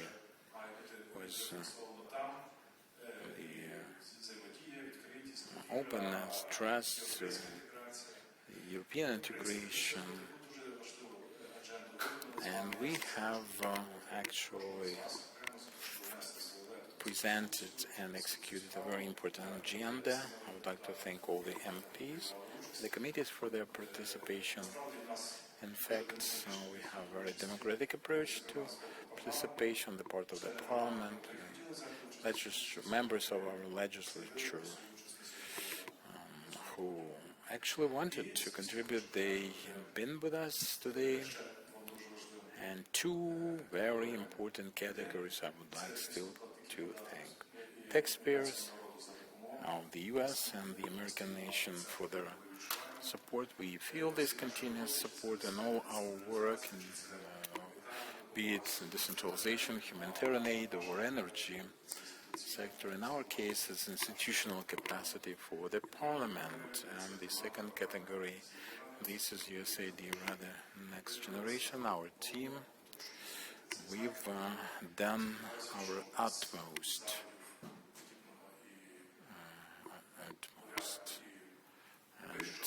And this is. We will discuss the higher order, but we have to do it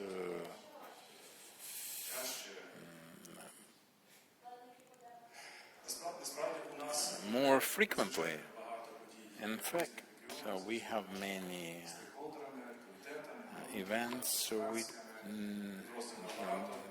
all sorts of field visits and retreats, but the public discussion and